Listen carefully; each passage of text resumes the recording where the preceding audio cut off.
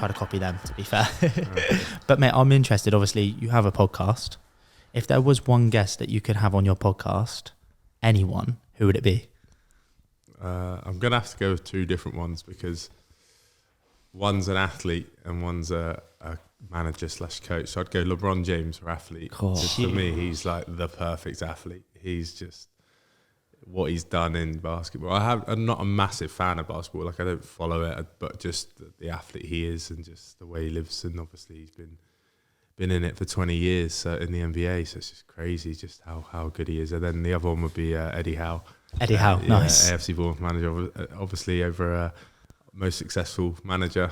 And I've met him a couple of times, like just out and about, or I've been to the stadium and got a chance to meet him and stuff. But I'd love to sit down with Eddie and just have a coffee, and hoping one day it can happen, and hopefully we can record it as well. I reckon you'll get that one, to be fair. He's an incredible manager, isn't he? Yeah, he's unbelievable. Just it's for me, it's like from the little I know about him, and I haven't met him, like he's obviously a great bloke, but also his work ethic is just ridiculous. So it's just like he was always the first one in the club, and the like the last one out. So I actually heard that when he went to Newcastle, because I know his agent, and he told me a story. He said there was a bloke who worked at the club, and he was with him on his first day in Newcastle, and he said to him, he like pulled his agent aside and goes, Eddie was in at 5:45 this morning, and his agent was like, yeah,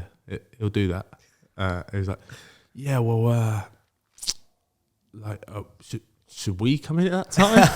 And apparently he's like, because like normally we get in like 9, half 9, and he was like, well, you better ask Eddie, mate. I don't know, like I'm not the gaffer, but so yeah, now I've got a lot of time. He's an incredible person. So we were fortunate to sit down with Steve Fletcher on one of our podcasts, and he gave us a little inclination into what he was like, and like the standards he set to be able to take Bournemouth from like rock bottom to sky high is so impressive. Yeah, and I mean, a lot of Newcastle fans sort of were like, what the Bournemouth manager like that? Like they thought it was like just a fluke that he'd managed to get us from the bottom of League 2 to the Prem. So and yeah, so I've got a few mates who are Newcastle fans. They were like, oh, I'm not sure if it's going to work long term.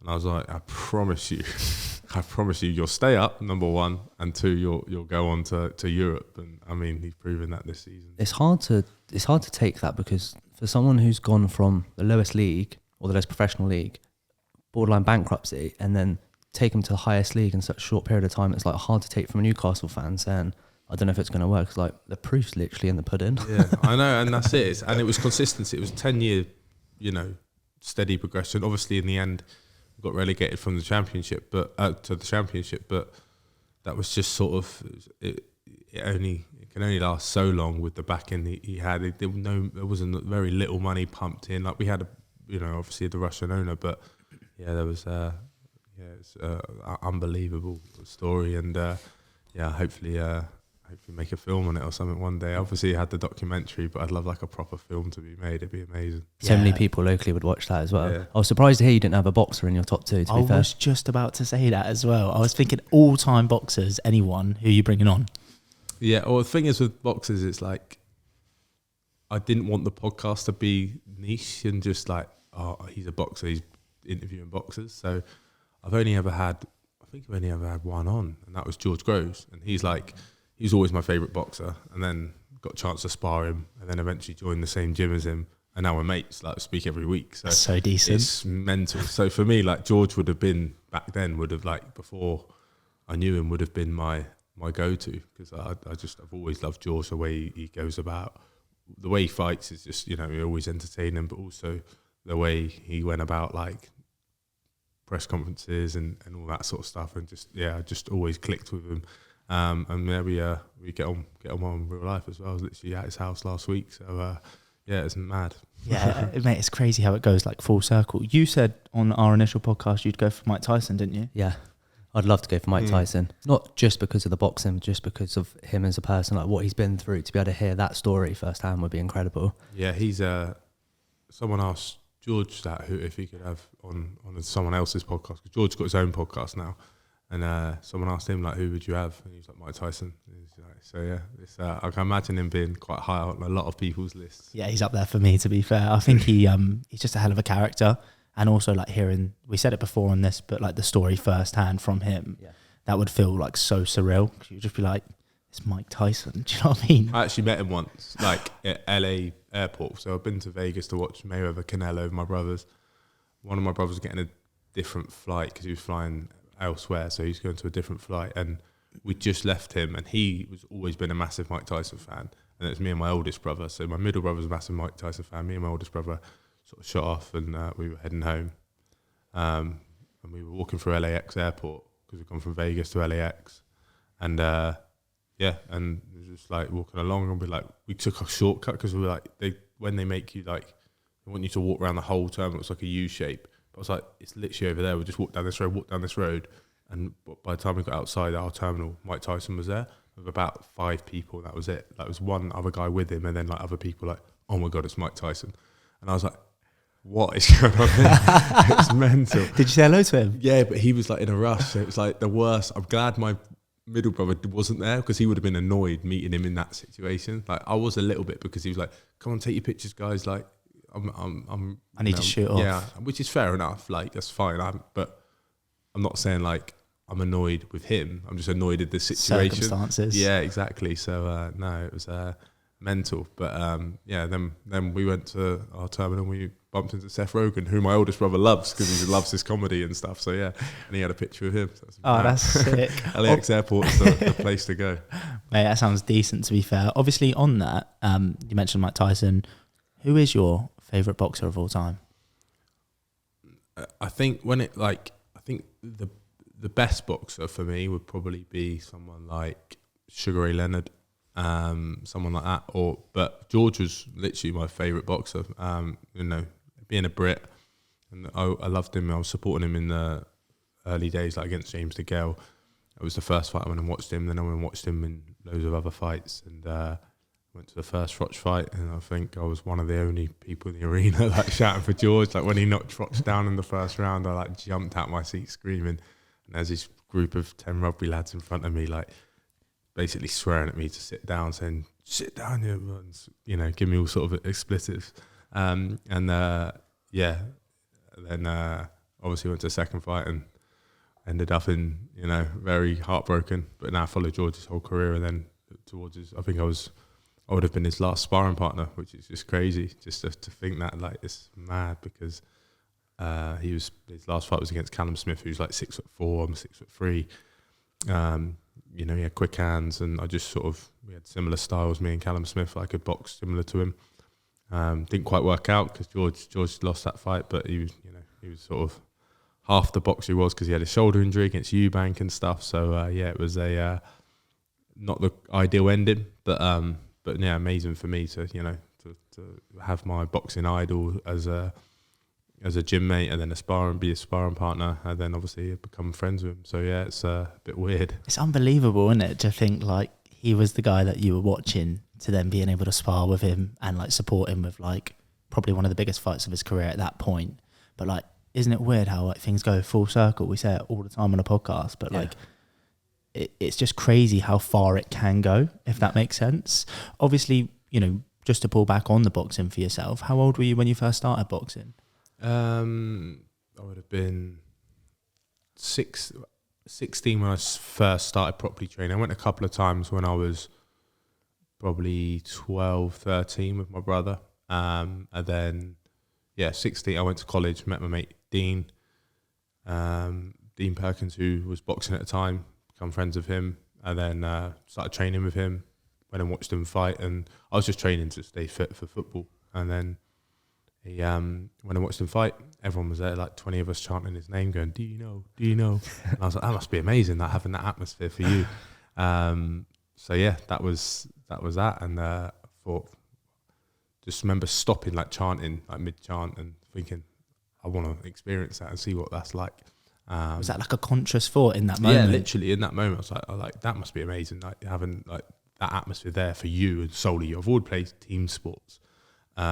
Being, an AFC Bournemouth fan, season ticket holder, 12, 13 years old, dreamed of like you know, you have the fans singing your name, like when I'm singing players' names and stuff. So yeah, it's then obviously thought about that during that moment, and just 10 months later I was in the ring, had my first fight. So it's crazy. So it's quite late, I assume, to start boxing. So before that, was it football was the plan sports wise? I mean, by that point it wasn't a plan, it was just a hobby. I think I realised around probably 12 I was like not good enough to go and play professionally, but I loved it. I loved football. I loved all sports, to be honest, but football was always the main one for me. And and it was just like I said, I played every sport under the sun pretty much. I think bar rugby and golf I've pretty much done. I've done badminton, tennis. We did diving on a Thursday night down at Pool Dolphin, and then on the weekend I'd be playing hockey Sunday morning, football Sunday afternoon. So yeah, it was just have swimming in there and everything. So yeah, it was just all sports, and that's all I ever thought about really, was just sports and different sports. So yeah. What were you like when you were sort of growing up in those ages before you started boxing? How were you getting on at school, and like what were you like in general? Yeah, wasn't a bad kid at school. I wasn't the best kid. I was probably quite cheeky and mischievous and as such. But I mean, during class I was probably fairly disruptive, because if it was a subject I didn't care about, I wasn't interested. PE teachers loved me because that's all I wanted to do. And but yeah, the rest of the time it was just I wasn't the most academic, but I did all right. You know, all sort of C's and aboves in my GCSEs, pretty much, bar English. But I just didn't really was never one with for English. But yeah, no, I was okay at school. But I think the teachers were probably my old teachers probably described me as cheeky and slightly disruptive, but an okay kid. Yeah, no, I think we're probably pretty similar when it comes to that, and you kind of like coast because your focus is on like sport, or for you in particular, or something else, you know. But obviously you walk into a boxing gym at sort of age 14, 15, did you say? First properly at 16. I went a handful of times as a teenager, but 16, I was at college. And was that at Poole? Yeah, it was at Poole. Yeah. Poole. So my mate Dean was boxing at Poole Amateur Boxing Club. And then, I went there. First time I went, actually, me and my mate turned up on our mopeds, and we didn't really know much, but my mate had mentioned Rossmore, but I thought we meant Rossmore Leisure Centre, which was obviously around the corner from where the gym actually is, but he meant Rossmore Road, which is where the gym is. So I went to Leisure Centre, and they were like, no, we haven't got any boxing on here tonight. And I'm like, what? And I was like, hang on. So we drove around, and then I saw like a name. He said, told me the directions, and there was a good road, which is the name of the road. And I was like, I saw it as I was driving back. I was like, right, let's go down here. And we found it, and we were turning up about 5-10 minutes late. Walked in and like looked right as you walk in the gym. Like all the gyms to the right hand side, and everyone's just there skipping, just like facing you. And it was the most intimidating thing ever. I was like, no one, like everyone's just staring at you. You obviously like no one knew who we were because we'd never been. I just turned around and was like, we'll come back next week, sort of thing. Did you go back the next week? Walked out, and probably a good thing in a way, because you don't want to start the first session turning up late anyway. But yeah, we turned up late, and I was like, nah, this is too intimidating now. So yeah, we came back the next week, and that was that. So when you went back the following week, was it like you instantly fell in love with the sport, or like how did it sort of, I guess, roll out from there? Yeah, I think probably starting off, I probably loved the idea of it more. I think a lot of kids probably do when they start boxing. They like the idea of being a boxer and doing boxing. I mean, when I went as a handful of times when I was like 12, 13-year-old, that was literally so I could go into school next day and tell my mates I went boxing. I was like, so I think I'm proper hard. But no, I enjoyed it, and I enjoyed, like, it was sort of, you get out what you put in. And for me, it was just about fitness. For football, I was playing sort of under 18s footy at the time, and I just wanted to get a bit fitter. So yeah, that was sort of the premise reason I started going. Did you naturally take to it when you first went in there? One of the first times I went, we were all stood around. There's probably about 6 of our group of mates, and Dean, who was obviously the boxer. And Dean was sort of like in the other room doing sparring or pads. But in our group, there's probably another 6 of us. and there's like 30 kids in total in the room, all in a big circle, and 2 people go in the middle and just shadow box on their own, so everyone would watch you. And it was like, okay, so then I'm like there, I'm like hunched over, and I'm sort of like throwing my jabs out, and then the coach just shouts, and he ended up being like my second coach, so he was always in my corner as the second. But he's like, stop boxing, and then we stopped, and like he looks at me, he just goes, what are you doing? I'm like, oh, this is embarrassing. There's like 30 people watching me here, and I thought I was doing really well, shadow boxing. And then he's like, I was about probably at 6'1" at the time. I was like, look, you're tall and rangy. You shouldn't be hunched over like that and doing this and that. And I was like, okay. And then like I remember like taking the mick out of one of my other mates who was there, like probably like a week or so later, just about, not even about boxing, but something, or it might have been about boxing, I can't remember. But then he was like, yeah, at least I'm not hunched over, and like digged me at that. And I was like, oh, yeah, he's got me there. Like, but yeah, no, I remember being like well embarrassed about that. But yeah, definitely wasn't a natural. The thing is, those things are like character building anyway, aren't they? So obviously, you know, when he calls you out in that moment, like it feels intense in a moment, but like it builds you. And like obviously that's what you need from a coach, right? They need to be able to pick out the weaknesses to be able to like push you forward from there. Obviously at this point, 16, you're in the boxing gym. You leave school at that point? Yeah, so I was already at college. Oh, so at college. Yeah, I left school because my birthday's in August, so I left school at 15. Sound like a right bad boy, but purely because I was the youngest in my year. So yeah, I'd started college. So I was probably started, by the time I properly got in the gym and decided I wanted to box, the show would have been in the January, and I've been in college from like the September. So yeah. What were you doing in college? Sport. It was a BTEC in sport. All my mates went to Brockenhurst College, so I decided I wanted to go there just because my mates are going there. And I was like, well, what do you want to do? And I was like, I didn't really know what a BTEC was. Would have been much better doing like an A-level in sport because I'm better at exams than I am at coursework. And BTEC's just pure coursework. Oh, that's heavy. And I was just not very good at like getting the work done. I just sort of went just for the social. I swear everyone who loves sport at school, once they finish school, that BTEC sport is sort of the place to do. Yeah, a lot of my mates did it, and they're like, but they're better at GCSEs than me, so they'd be like doing the higher version, the science side, and mine was like exercise, and I can't remember what it was named as, but yeah. And then I remember I ended up, because you used to get like a pass, merit or distinction, and I ended up just getting a pass at the end, and that was only because like I had to get a pass to get onto a personal trainer course, which is what I wanted to do on the third year. Oh, was that the plan at that point, to go into personal training? Yeah. So I'd been boxing a little bit, but I didn't really know what I wanted to do. Not a clue. So I was like, well, personal training is like physical, it's sport, and it's helping people. I like that. So let's go down that route, sort of thing. But yeah, so I just chose to do personal training, and thankfully got a pass to be able to get onto the personal training course.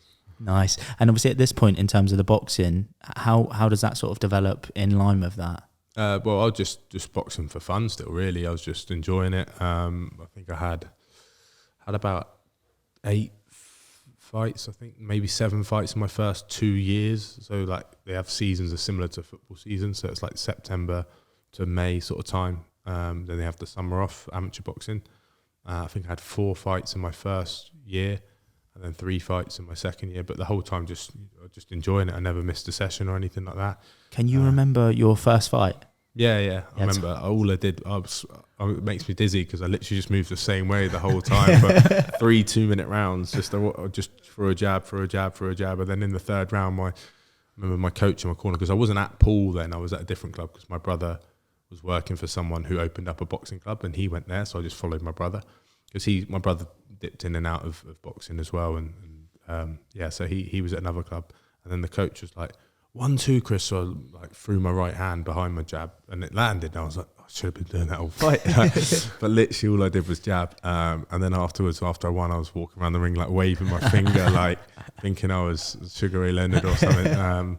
So yeah, it's quite funny. What does that do, winning in your initial fight, to like sort of, I guess, the momentum that you had with boxing at that point? Did you just want to get back in the ring and get going again, or?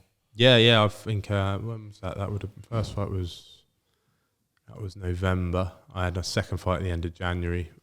It's hard in amateur boxing. Sometimes you just get a fight, on like a few days' notice, which is actually what happened in my second fight. I got a phone call on a Sunday night saying you're boxing Friday, and I had to lose like silly amounts of weight. Like I think it was like 6 kilos or something. The weight drops are heavy as well, aren't they? Sometimes. Yeah, 6 kilos in like 5 days. And How like, did you do that?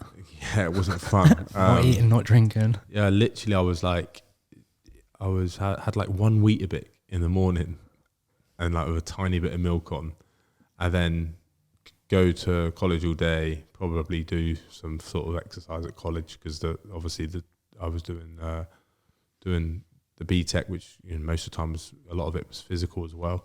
And then went home, went training, and then after training I'd go and do a run, and then I'd have like a chicken breast and some like green beans or something, and that was it. For Zero like 5 carbs. days. Yeah, it was horrendous. That's like 400 calories. Yeah, probably. Yeah, my ridiculous. maximum 600 calories a day, Oh. probably for like 5 days.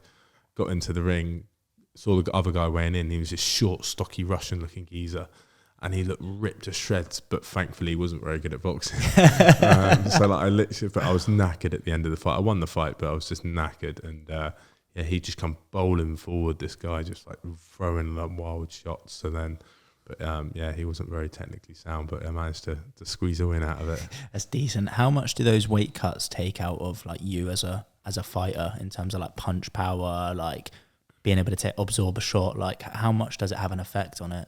Yeah, I mean, back then it's different because you're in the ring for 6 minutes, like, but also I had no education then. I had no idea how to make weight, and really the coaches don't either. The amateur coaches are just sort of, they're volunteers. So like no one really tells you what to do. And so you just have to figure it out yourself. Years down the line, I ended up doing a nutrition course, like halfway through my amateur's career, to sort of learn and better myself. And thought one day if I do get a nutritionist, I want to know what they're talking about. I don't just want someone putting me on like a no carb diet as a boxer or whatever it may be. So yeah. It was a trust thing, I wanted to trust my nutritionist, and educate myself. But yeah, it can take a hell of a lot out of you. And nowadays, like punch resistance, I think when people are down at the weight too early on fight week and stuff, and then they're struggling to make the weight and they're dehydrated for too long, then yeah, it takes the punch resistance definitely takes a hit. Pardon the pun, but yeah,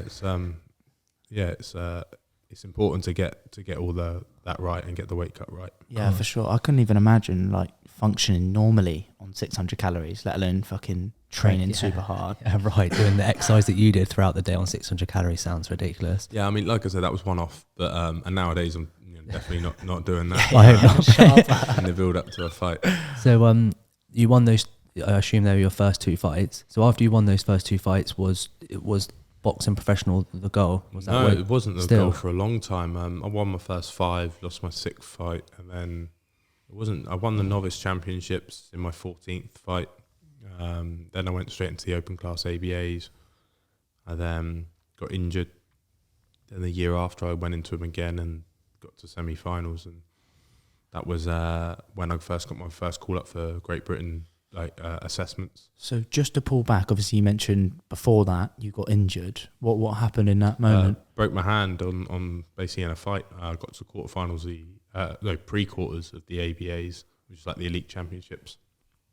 Against a real good kid. I'd had 15 fights. He'd had 51, but he was like a bit over. That's huge, by the way, isn't it? Yeah, like experience. The difference in terms of experience, 15 to 51. Yeah, he's and it was 3 3-minute rounds, and it was only my second 3 3-minute round fight. So, yeah, I was like 18-3 up after the first round. Then because it's like point scoring like on a computer back in the day. And then it was like 30-12 up after the second round. I had an 18-point lead. I was like, there's no way I could lose this now. But I was absolutely spent because I'd just gone all out. And ended up winning like 38-28. So he caught up a fair bit, and got out of the ring, and I was like, oh, coach, so you're right, injury free? I was like, yeah, hand aches a little bit. He's like, right, ice it, you fight, because the next round was the week after. I iced it for 5 minutes, took my hand out, and it's like a balloon like on my hand. He's like, yeah, you're not fighting next week. I was like, it's all right, I know I'm fighting. Like, I'll beat him with one hand. Like, just wanted to fight.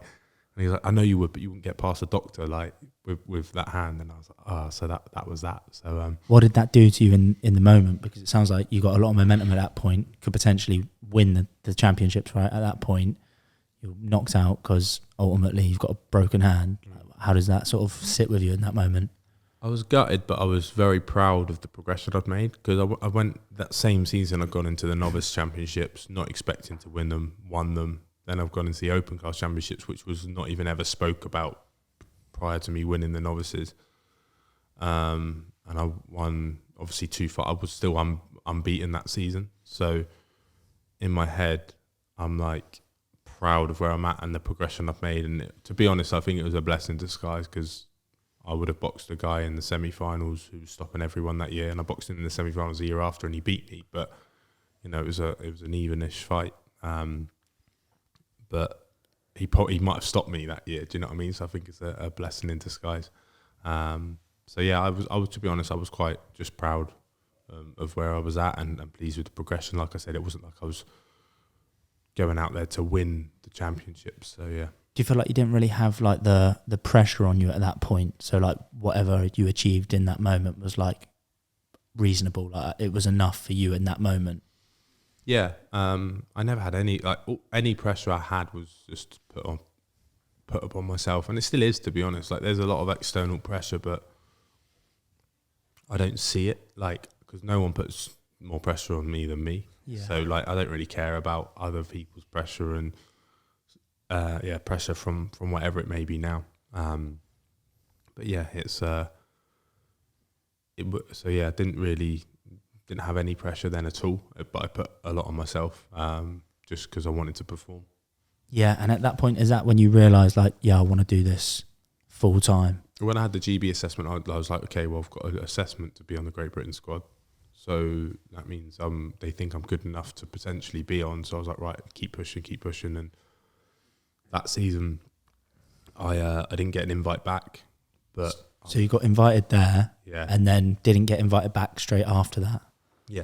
That must have been hard to take. It was, but it was expected. Yeah. To be honest, I'd still only had sort of how many fights I had at that stage? Maybe 16 fights, which is early, isn't it? Yeah. So I'd only had 2 in the championships. No, because that was the season after. I would have had 20 fights. Yeah, 20 fights by the time I had got the assessment. So I was inexperienced still. I was just happy to be there, to be honest. But I thought, right, let's push on and try and make the Olympics. And I would have been I was too late for London, so I was like, right, let's look towards Commonwealth Games 2014 and Rio 2016.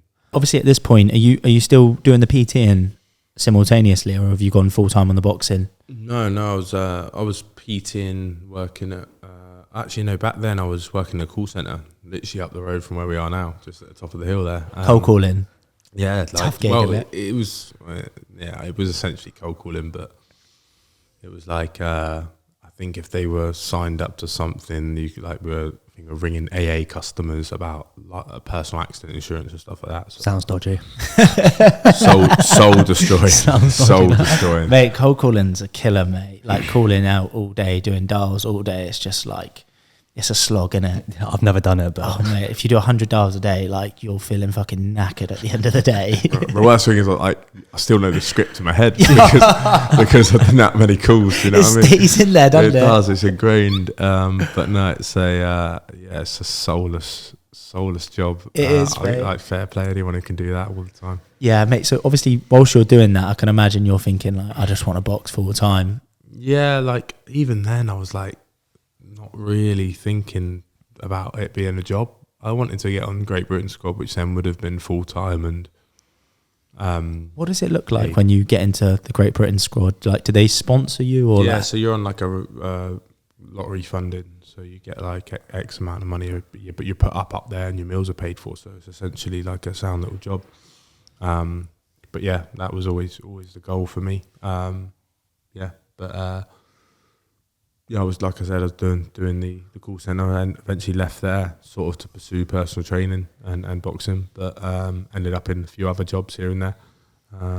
Kitchen portering, which is also not the best job in the world, unsociable hours and and hard graft, no? yeah, well, you're just in a kitchen all the time, just like Mate, it's hard as cleaning well. pots and pans. Whilst you're boxing, well, I can imagine like just, for example, the call centre or even the kitchen porter, like having to do that all day, but then get down the gym every day as well. Like it's hard to balance. Yeah. But then it was almost like you looked forward to it. Yeah. Whereas now it's different. Like, because I'm obviously now a professional, it's like you're doing it all day, and it's like, oh, like it feels like a slog, even though you're working like 5 hours a day from like, and that's including your warm ups and your cool downs. So it's like, yeah, it's funny how it all turns around, but yeah, no energy to do much else now. But back then you found the energy. A bit younger as well, that probably helped. It definitely does, yeah. Obviously with that, you get the invite and then obviously you don't get the invite back. How does the boxing sort of push on from there? Just persevered. And like I said, that was 2012. I got the, so I missed the Olympics that year. That was 2012. Was that a big hit for you, missing the Olympics? Or no, what I mean is, sorry, I got the assessment the year the Olympics was on, so I was never going to be in the Olympics in 2012. And then I got to semi-final that year and that was when I got the first invite. Next year I got to the final, thought I'd won the fight, got another invite back and thought, okay, now this might be a better situation to go and sort of try and get on the squad. But I was at a weight category which wasn't an international weight category. So I was 86 kilograms and the internationals were 81 and 91. And I was no way making 81 kilograms. So like I was going in for the 91 category when I was weighing like a lot lighter. But so that's kind of same thing sort of happened. Didn't really think I'd get on, but I tried to push on, but didn't get an invite back again. But then just kept persevering. how was your boxing developing like simultaneously to all of this? Because like, you know, you started out relatively old to be fair, 16 years old to be starting. But like I can imagine as you're gaining more experience, like you're developing personally, and so's your boxing. So how's that sort of like panning out for you at that point? Yeah, it was. My boxing was, you know, I was improving as a boxer, but you know, my social life was like, it was still the same, but all my mates were earning money and I wasn't, because I was trying to personal train. I was doing like part-time shifts here and there. But I just had this sort of tunnel vision, just like, you know, GB squad, become a boxer sort of thing. And that was that. So, it was just knew, in my head, I mean, it's easy to say now that I knew, but like, I just knew if I didn't want to have any regrets, didn't go like earn money in the job I hated, and then be 40 years old in the pub going, I could have done this as a boxer and been that woulda, coulda, shoulda guy. Yeah. So yeah, for me, it was just sort of just had the foresight to sort of not had to have any regrets.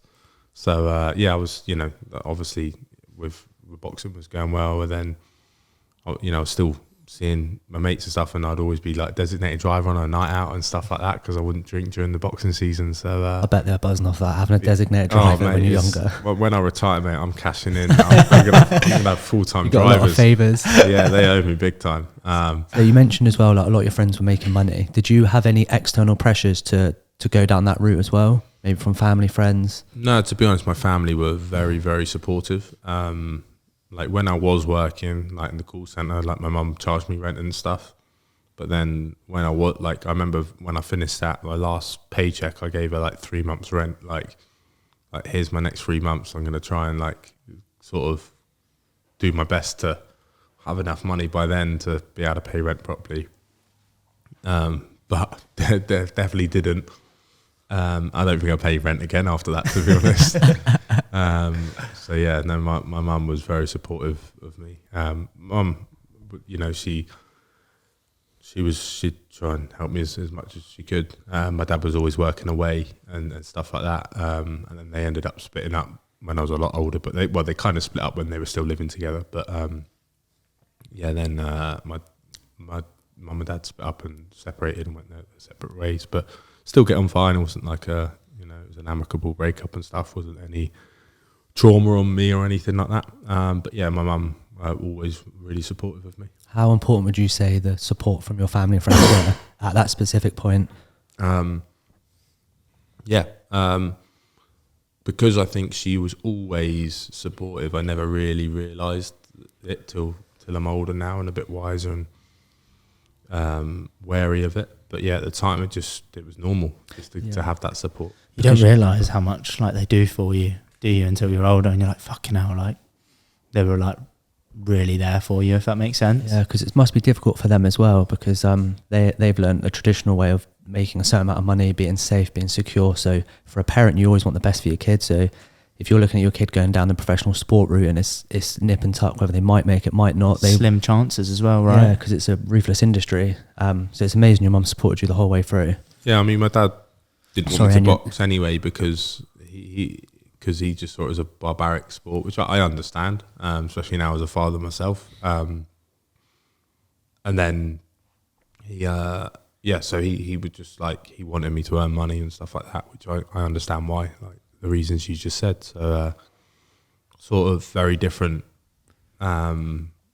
views on it. But my mum was, always very supportive. Boxing was different back then as well. You know, sort of like 10, 15 years ago, like it wasn't as like cool as it is now, if that makes sense. Yeah, it's grown huge amount. Do you know what I mean? Like back then it was a bit more of like an underground sport, if anything. Now it's more mainstream with everything that's come in, but like there was definitely a perception around it a different perception to what it is now. So I can see why your dad was probably a bit like cautious around it, if that makes sense. Yeah, for sure.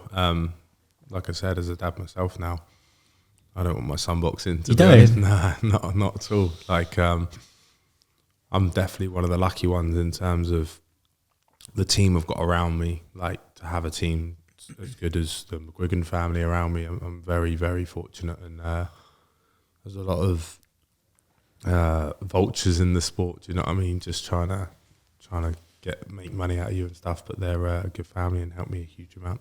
Yeah, I can imagine there's like murky waters in like the boxing industry, especially with like, you know, promotions. Like the first person that comes to mind is Don King. Like, I think he put on a fight this year as well with Daniel Dubois, and like still didn't pay him. Yeah, he eventually got his money because Daniel Dubois is in my gym. Oh, is he? So my coach is Shane. He's also Daniel's coach. Yeah, and he's. He eventually got his money. Did he? But obviously, just to pull back on the story and stuff, obviously you start gaining some success, and the goal at this point is to get into sort of the nationals with England. How does that sort of move forward from there? Sorry, that's all right, mate. It's fine. I started sparring George Groves, who was with Shane, and then obviously. Basically, with the competitions in the amateurs, I was sparring some pros throughout and doing really well. And then, got to another national final, and then got another assessment. Didn't get in, so I just thought, well, I want to go pro. Talk us through that moment there, because obviously, like, you've been working towards getting in the national team. It's quite a big thing in terms of the goal and the tunnel vision. To then not get the second invite, how did that feel? Yeah, that was I got 3 invites. Then, so basically you do an assessment, get invited back, do another one, get invited back, and then the third one's when they decide. And then they did. Sorry, my friend. That's all right, mate. No worries. So after the third one, they decide whether you're on or you're off the squad. And then didn't get an invite back, and I was gutted. I think it was like the 18th of December. Remember that you must have been like a serious moment, because you remember the exact day. I'm weird with dates anyway, mate, to be honest with you. I'm very weird with numbers and dates. I remember a lot of significant dates. But and then I was just like so disheartened, but had to make a decision there and then, really. Like, I was 26 at the time, and I was like, well, that's like quite old for an amateur to be pushing on to like the next Olympics. I would have been 30. I was like, right, I'm going to go pro. And then even then I was like, I don't like to do things half-heartedly. Like, I want an amazing coach. I want the best opportunities, because I know if I've got a good coach, I know what I can do. Because as an amateur, there are volunteers, the gym's open twice a week, and you're basically training yourself because they've got 30 kids to look after. They can do all they can, but yeah, it's very difficult. I then managed to, obviously I was already sparring George Groves, who Shane McGuigan was training at the time, and that was difficult to take the GB thing, but I thought I'm going to turn pro, but I thought I'll ask Shane first, and thankfully he said yes. How did so how come you actually didn't get into the GB in the end? It was 3 of us going for assessment, me, the lad who beat me in the final, and a Scottish lad. The Scottish lad had a win over the lad who beat me, but I'd never boxed a Scottish lad, but I was sparring him up there and I was like getting the better of him.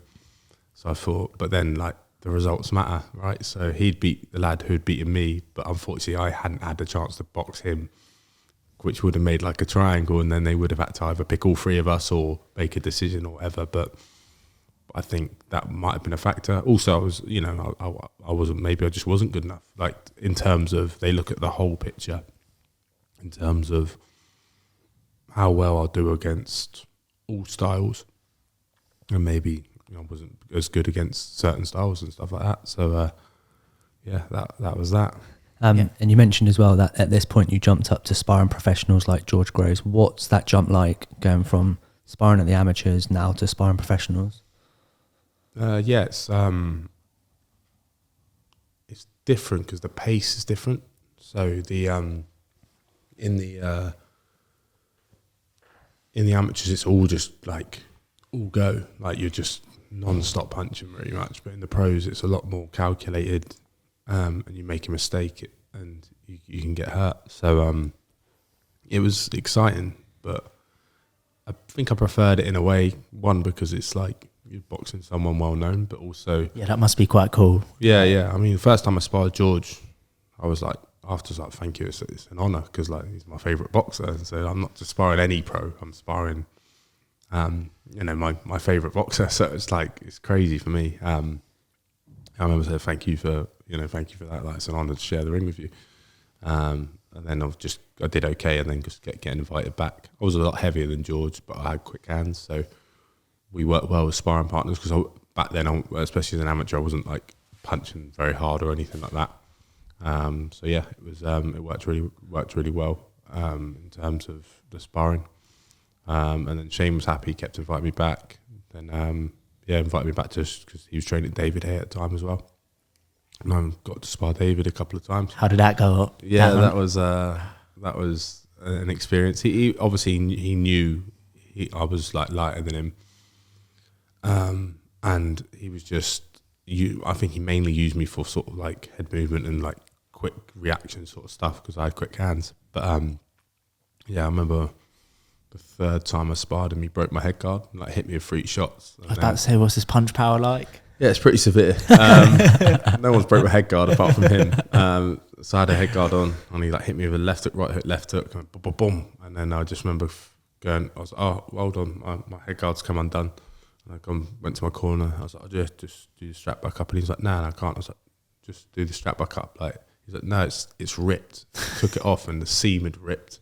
Like, it had about 2 centimeters left at the top. So I had to like borrow another head guard to carry on. I was just like, that's mad. Like, no one's there. I've never seen it, never even heard of someone's head guard breaking, like mid spar, like actually ripping the head guard. That was my coach's head guard. So we taped it up and got him to sign it. Oh, that's decent. So I was like, that's a decent bit of memorabilia. Yeah. Mate, I love David Hay as well. Like, just because, when I was younger and I was watching boxing, like he was the boy at the time. Yeah. Obviously, mate, when you're in those moments, do you ever like, obviously at that point, because I know it's very different now, but at that point, did you ever like pinch yourself and you're like, I'm sparring David Hay here, and like I only started boxing, at that point 10 years ago when I was 16, and like never would have dreamt that I've got this far. Yeah, I did and I didn't. Like, I was never one to like ask for pictures either. So with David, we got pictures one of the times, I think, but a lot of time he'd just get pictures with his sparring partners anyway. But George, I never asked for a picture with. I jumped in someone's picture. sort of, must have been almost a year after I started sparring him. I jumped in a bit because he's like, all right, let's get a picture. And they're like, Chris, jump in. So like, it wasn't like I asked for it. So yeah, me and George haven't actually got that many pictures together. I think I got one on my birthday when I joined the gym because I sparred him on my birthday. I was like, birthday beats from George. And another time, just after I joined, he just won the world title, and I joined about 3 weeks later. So I got asked, like, I was like, he was like, just Shane said, oh, yeah, George is coming in tomorrow. I was like, oh, can you ask him to bring his belt? I say like he brought his belt in. That's sick. So so yeah, I was buzzing with that. And then yeah, like I haven't got that many photos with George. And even though out of the big names I've sparred, he's probably, you know, he's by far the biggest name. So yeah, but it's I think he probably appreciated that. That's probably why we became friends, because he doesn't want, like, we would have hated it if I was just like a proper, don't get me wrong, I'm a proper fanboy, but yeah, if it was like, yeah, like if I was like asking him to like sign everything, and get pictures all the time and videoing him and whatnot. So yeah, Probably a bit annoying for them, isn't it? If they constantly getting people like that. Did you get that now? get a few people, yeah, ask for pictures and stuff. But look, it's nice. It's, you know, like I said, I was that kid once who wanted those pictures. And yeah, so I'm very appreciative of people asking, and I love the support I get from people, especially locally in Bournemouth. So had huge support.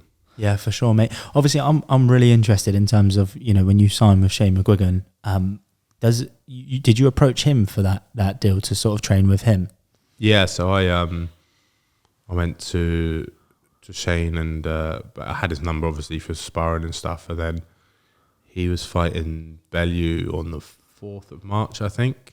David Hay Bellew was on the first one, was on the 4th of March. Shane was, and I was like, right, I'm not gonna.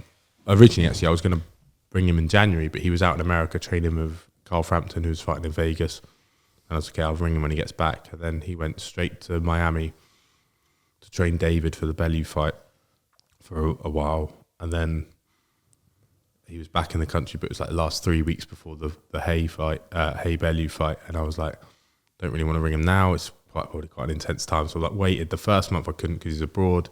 Second month he was abroad again somewhere else. Third month it was like geeing up to the fight. I was like, okay, I'll ring him on the Monday. He'll be in a good mood. David Hay will beat Bellew. Obviously lost to Bellew the first fight, injured his Achilles. I was like, okay. So I left it another week. Do you think you were just postponing it because like you had a bit of like nervousness about it? Yeah, but also I wanted to time it right. I don't want to be a pesky kid. I wanted his attention in terms of like I didn't want to ring him when he's abroad and he's in he's training someone for a world title fight, a unified world championship fight. He's in Vegas training Frampton for that. He's got another stable of boxers over there. Why is he going to answer the phone to this kid who's never won a national, never made the Olympic squad, never did this, that, who's half the world away at the moment? He's going to have no time for me. So I wanted him to, to take it seriously in that sense. Did you think it was a bit of a punt? Did you know like what way it was going to go at that point? What I said is, I was like, to myself, like, right, I'll ask Shane, kind of expect him to say no, but at least he's knowledgeable in the industry and maybe he can at least get his advice and tell me what coaches he would advise for me to go and train with. So yeah, that was sort of so when I rang him, I said, I didn't get on GB. And I'd already spoke to his right-hand man at the time, who was the guy who sorted out the sparring originally. And he said, I told him the situation. I said, do you think Shane? He's like, look, give Shane a call. So like he'd sort of like told Shane, I think, about the situation. And I said to him, is there any chance we can, you'd be able to train me? I know, on any sort of level. If not, like, can you advise me on who you would suggest that I go train with? And then that was sort of my idea and my outlook on the situation. So yeah, and then he was like, yeah, I might be able to train you. Like, well, just taking Chantel Cameron on a part-time basis. She's going to train 3 days. We might be able to do something there, but blah blah blah. And he's like, George's going to need some more sparring soon, so come up and then we'll sort it out. So he's like, text me like, can you come up, spar George? Like a few days later, he texted me saying, come up and spar George tomorrow and we'll have a chat about you, turning, about you going pro. And I thought, that's going to be advising me into, but turned up, sparred George, didn't spar great. And then Shane was like, let's go upstairs, have a chat. And then we're in the office, sat with Shane, both his brothers, Blaine and Jake, who run the promotions and the management side, and then his dad, Barry, who was also a manager. And I was like, this seems very serious. No one expecting this. Yeah, and then then they gave me an offer to start training with them, and it's just, crazy. And I was just like, okay, and I acting proper cool, like, I expected this, but definitely didn't. But yeah, I remember my now wife Mia, she was my girlfriend at the time. She I was on the way home on the train home that day, and she's like, how'd it go? And I was like, yeah, it's right, we'll chat about it when I'm home, and like just sort of played it down. And then I told her, she was buzzing. I had literally like a smile the whole way home. Yeah, I bet.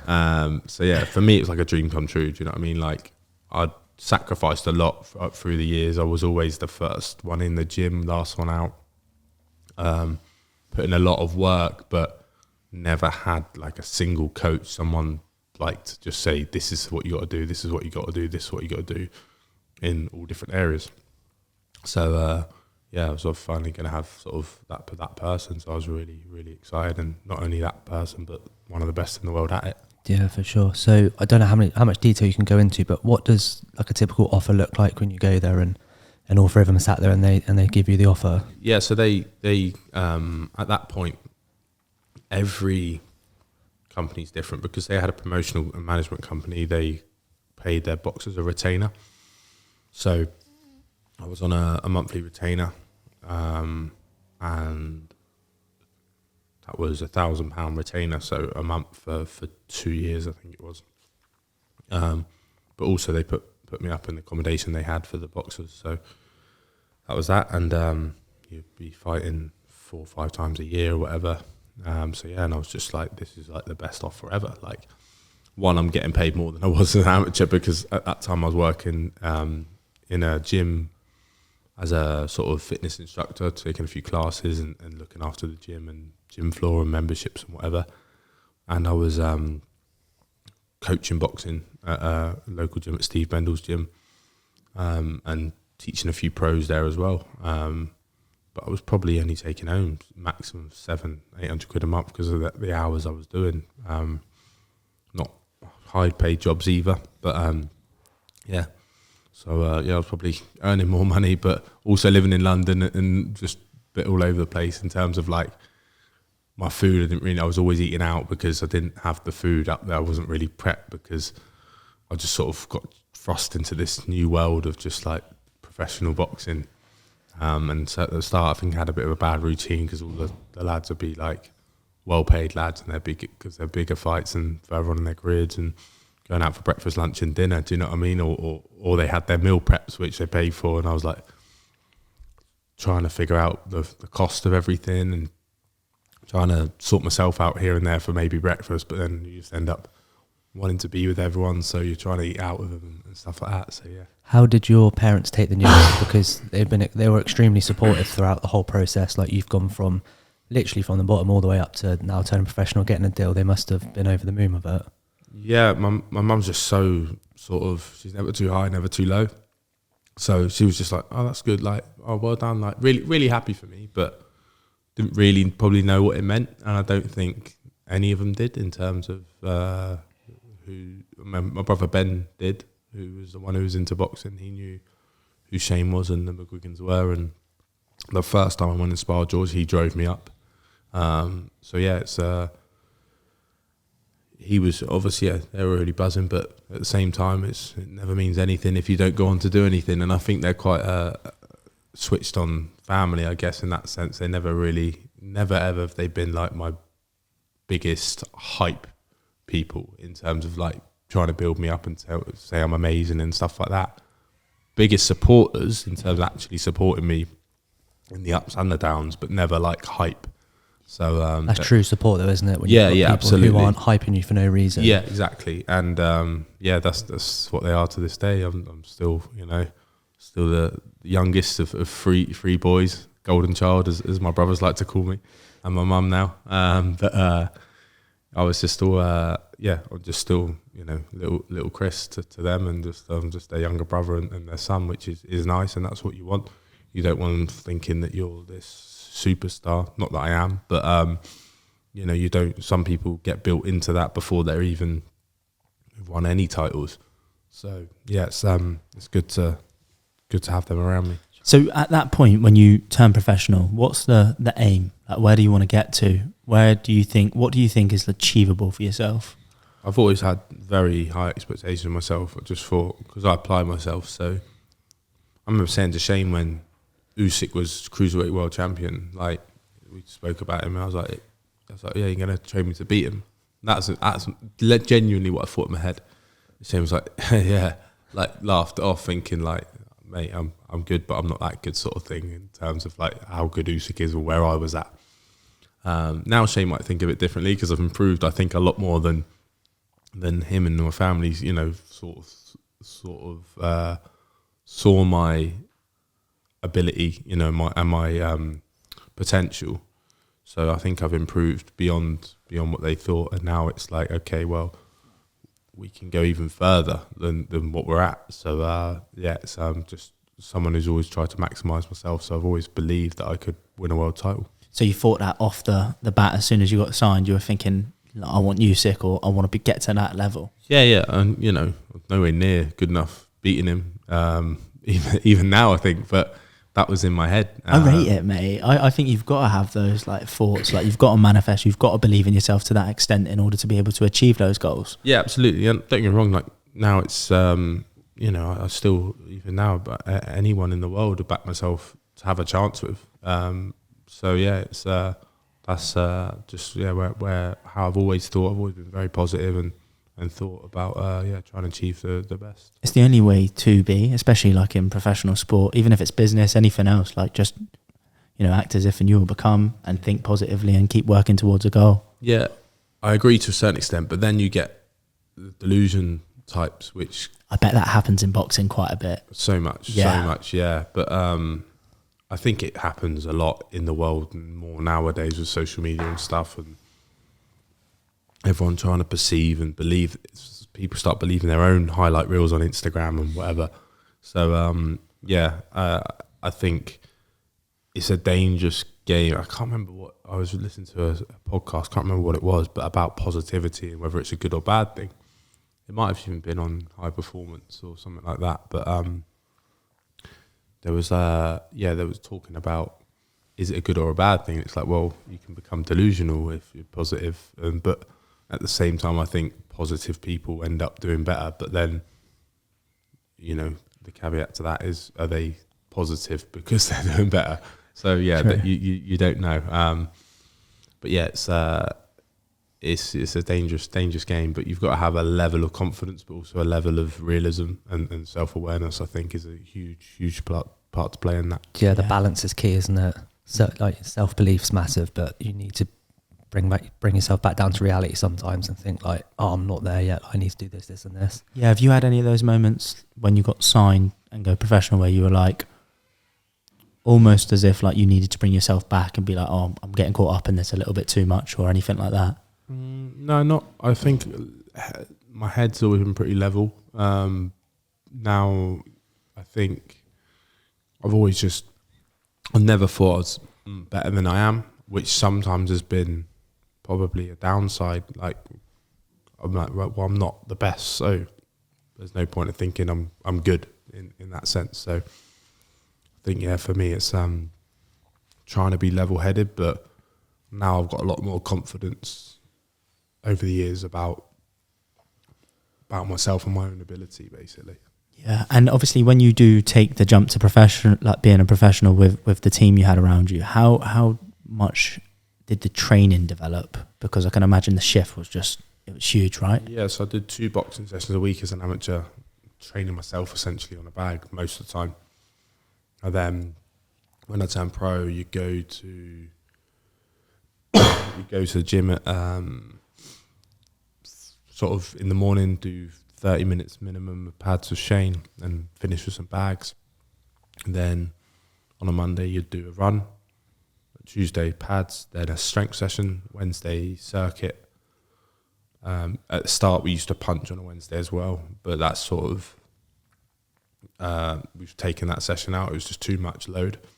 Then Thursday would be the same as Tuesday, so you'd do punching and a strength. And then Friday would be punching and sprints. And then Saturday, just a run of just sort of just an easy run. So yeah, that was full on. I've gone from doing probably 5 to 7 sessions a week to doing 10 more intense sessions and longer sessions, harder sessions, and 10, 11 of them. So yeah, it was a huge load. Got a lot of injuries at first because I didn't really ease my way in well enough. Well, you want to hit the ground running, I can imagine. So you're just like doing everything and anything. Yeah, I was always that kid who just put 100% effort into every session.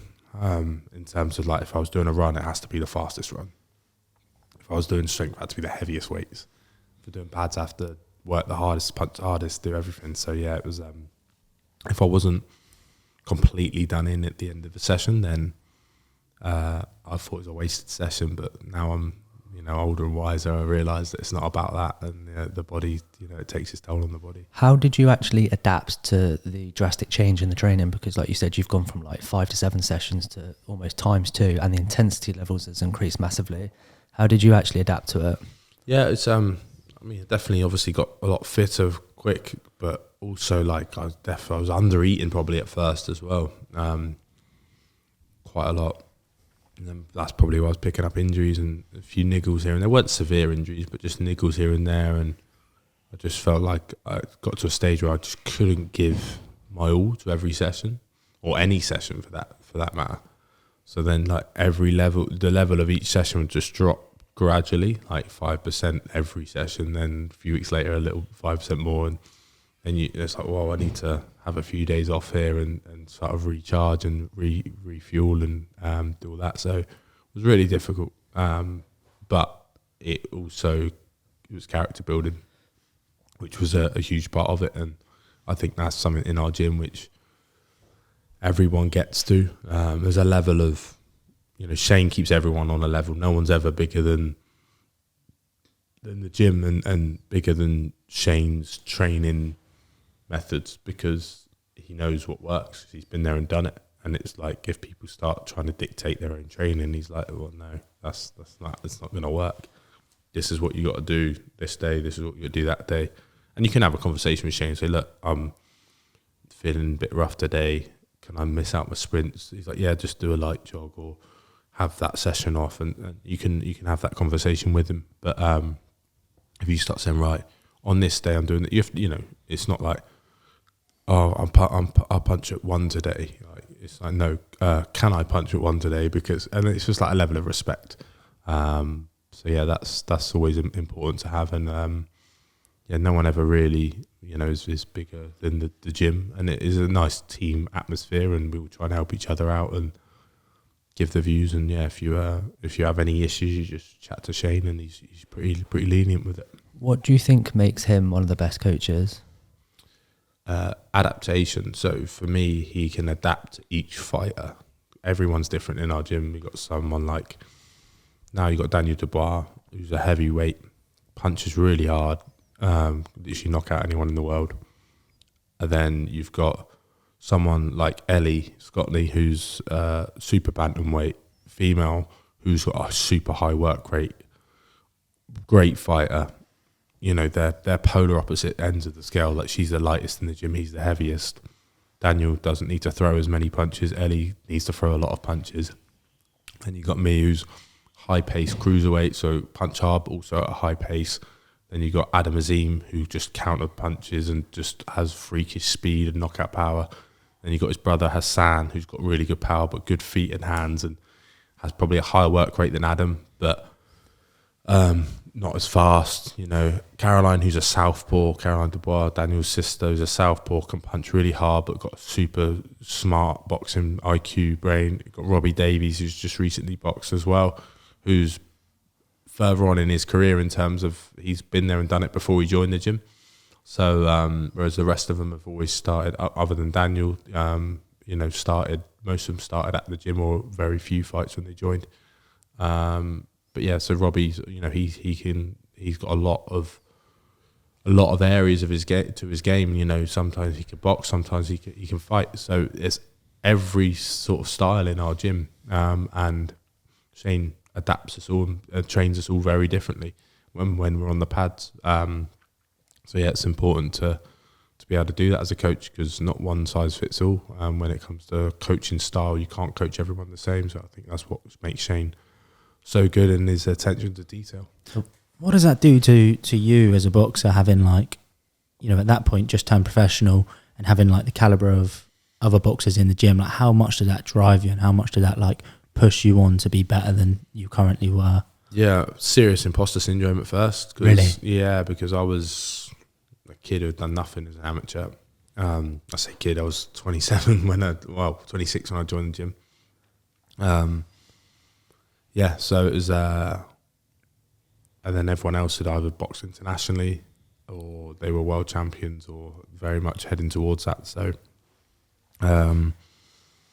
definitely felt like sort of the runt of the litter as such. So yeah, it was difficult, it's nice now because I'm one of the most experienced in the gym, of on the verge of fighting for a world title. So yeah, it's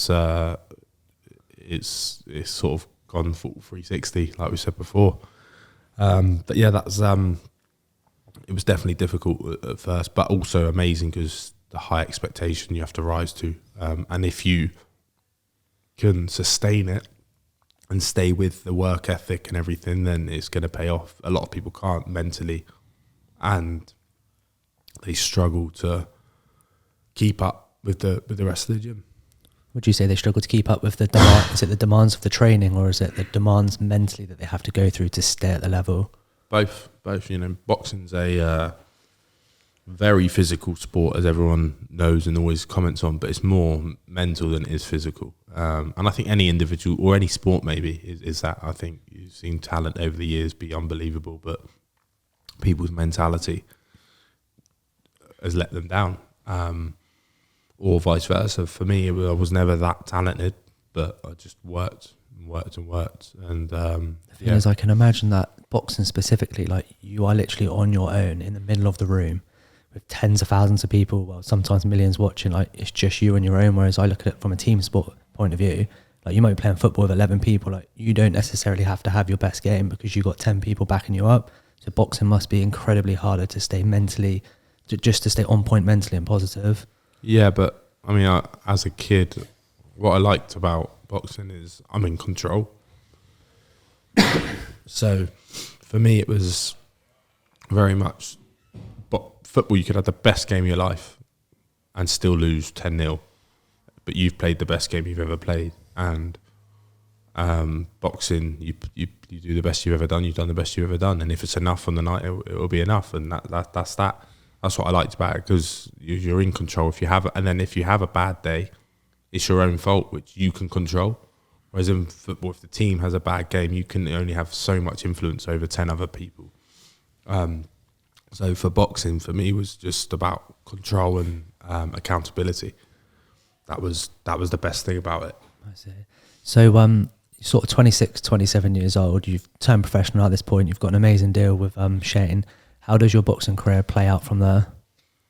I had my debut at 27 locally on a Steve Bendel's show. It was amazing. Stopped the guy in the first round, and then boxed 4 times in 11 weeks. Basically, my first 4 fights were in 11 weeks, so didn't have much time off. What was that actually like, boxing on Steve Bendel's show? Because you mentioned you'd worked there previously, you've gone pro, now you've come back to fight on his show, and also it's local as well, so it must have been an amazing feeling. Yeah, it's amazing. The fans really came out, a lot of support. I sold, I think, over about 100 and nearly 150 tickets, I think, for the first fight, which is a lot, but some ticket sellers do 600 for their debut. But yeah, it was just such a surreal night because I'd worked at that venue as a coach. Then got to box there, and yeah, it was an amazing night. But it felt very comforting because I wasn't headlining that night, but I was sort of later on in the bill. It was nice not just to be shoved down the bill, and there was nice fan there and atmosphere, like I said earlier. That's why I got into the sport. So, very different to my second fight where I boxed with George Groves undercard at Wembley Arena. It's big, isn't it? Like in terms of a jump up from like obviously Steve Bendel's local one. It is, but there was Wembley. less people in there at the time I was boxing. Oh, okay. So the doors were meant to open at 6 on the tickets, it said, and then I was on at 5:45, and I was like, the door's definitely gonna be open. They were like, yeah. I did my ring walk, no entrance tune for a start, which is weird. I was just like, okay, whatever. So me and my opponent literally walked next to each other almost doing our ring walk and just went different sides of the ring.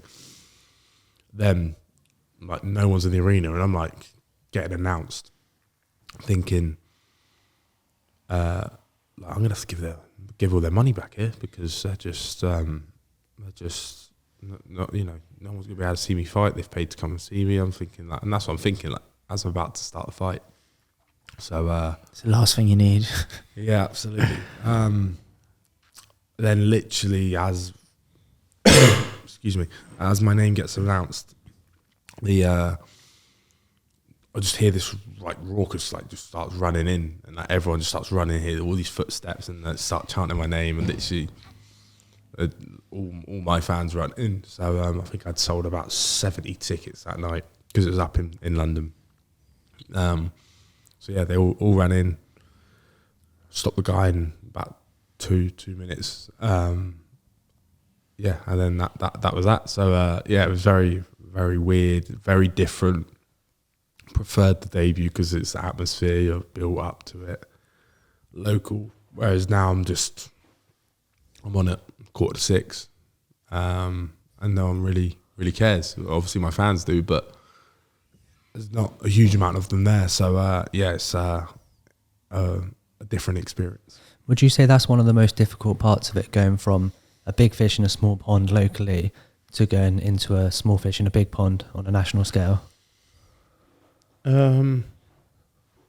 Yes and no. I always wanted to be in the big pond in one, in any way, shape or form. So I didn't really care about if I was a small fish because it was the right direction. And I'm on my boxing idols undercard, and that for me was a huge experience. So yeah, it was nice experience.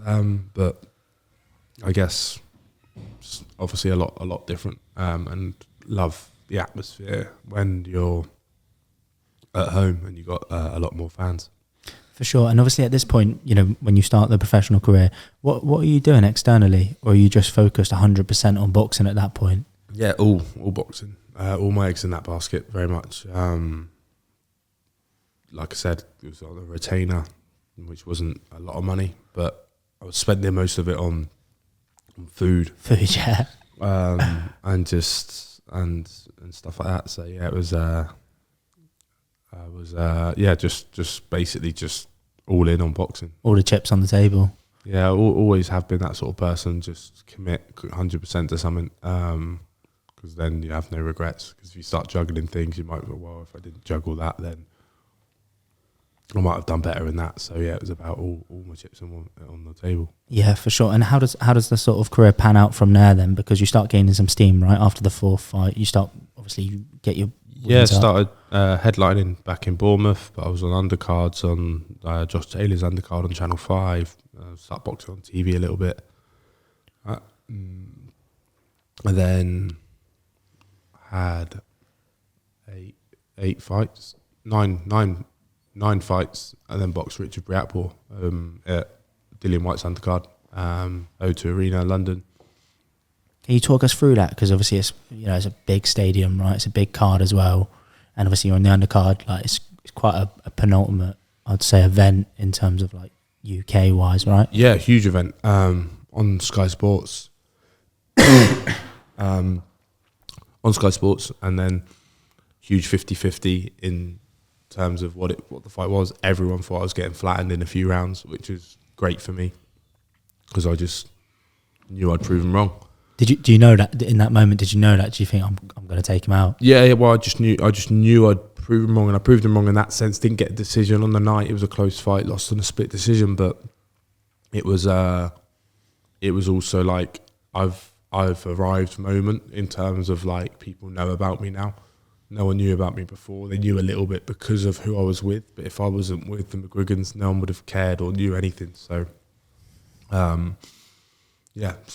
that I just obviously lost on a split decision, but it was fairly pleased with my performance in the moment. It was my first 50-50, a lot of experience gained that night, and managed to push on after it. And obviously with that, in terms of the loss, how do you sort of take that? Because obviously you mentioned like it is a big fight for you in that moment. You do lose on a split decision. How do you sort of rebound from that? Yeah, it was a weird sort of one in defeat because a lot of people thought I'd won the fight. I think online it was sort of 75% thought I'd won the fight. So it's bittersweet, but got an opportunity off the back of it to box for the Commonwealth title against a guy called Craig Glover, who's a Liverpudlian, really good fighter. We'd sparred him before, and sort of knew what to expect. So yeah, it was all that fight was a huge amount of pressure. Financially, I would have been going back to getting paid pretty much nothing. It wasn't a huge purse anyway, but I got engaged that year, had the wedding planned for the year after. Sort of a lot was riding on that fight. Were you going to use the purse for the wedding? Some of it, yeah. We wouldn't have paid for the whole wedding. We were planning on getting married in Italy, but I thought if I could have a couple more fights like that, I can afford that. So, and is this the point where you start thinking I can earn like a good living out of this? Yeah, for sure. You know, and at the time I didn't really know how to manage my money very well.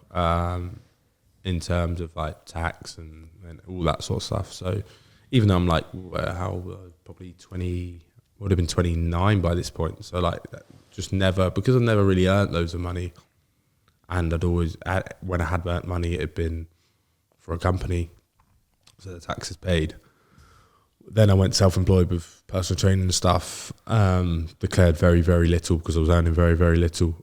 And then sort of went into boxing, started earning a bit, and I was like, okay, now I have to do self-assessments and stuff like that, and I'm like all over the shop. My mum was basically just doing it for me, even at such a late age. So yeah, there's not that sort of education in any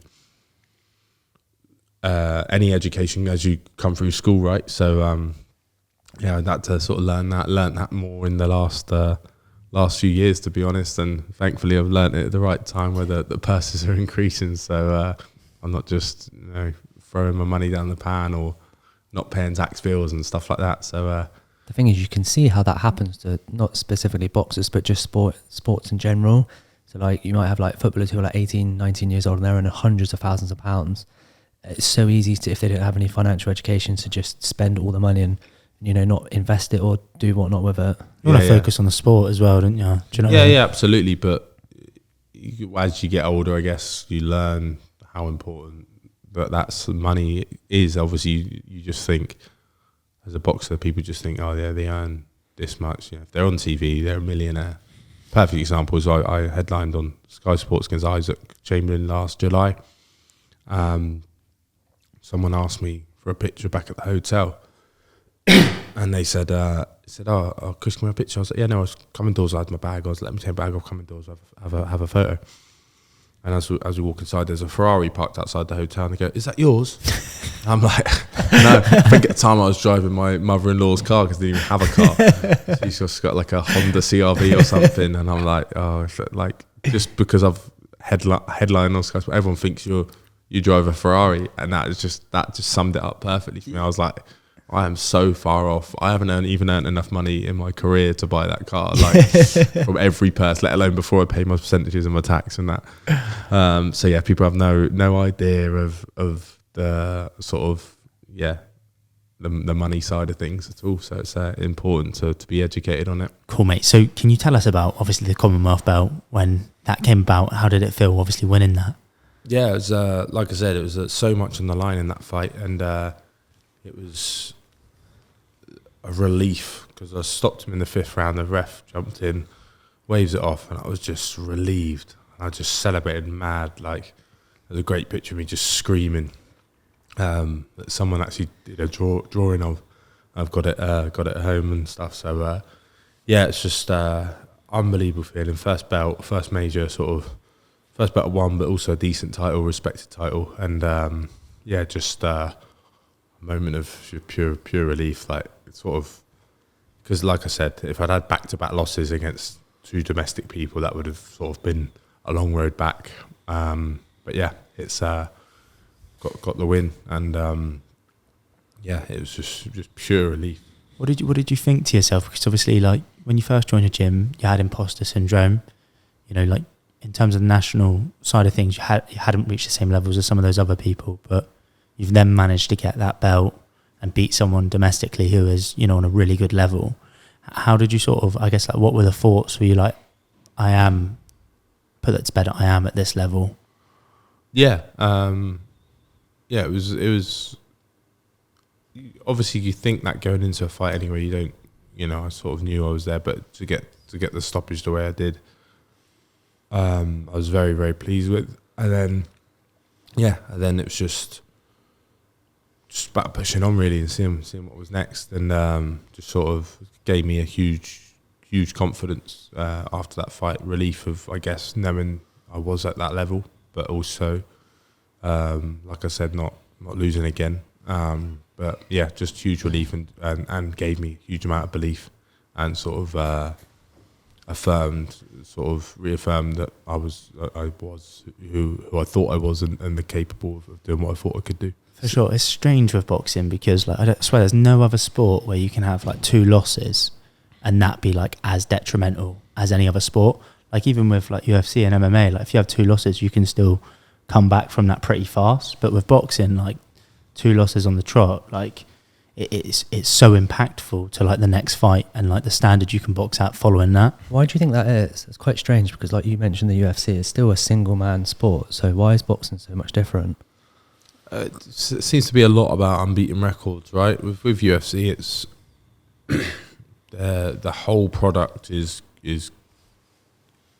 better in terms of the matches, but yeah, maybe because there's more athletes in boxing compared to the UFC. Obviously, there might be as many in MMA, but actual in the UFC there's obviously a limited amount of people they can have, and because they're only putting on so many shows, and it's one organisation in boxing. You've got 4 main governing bodies on the world scene.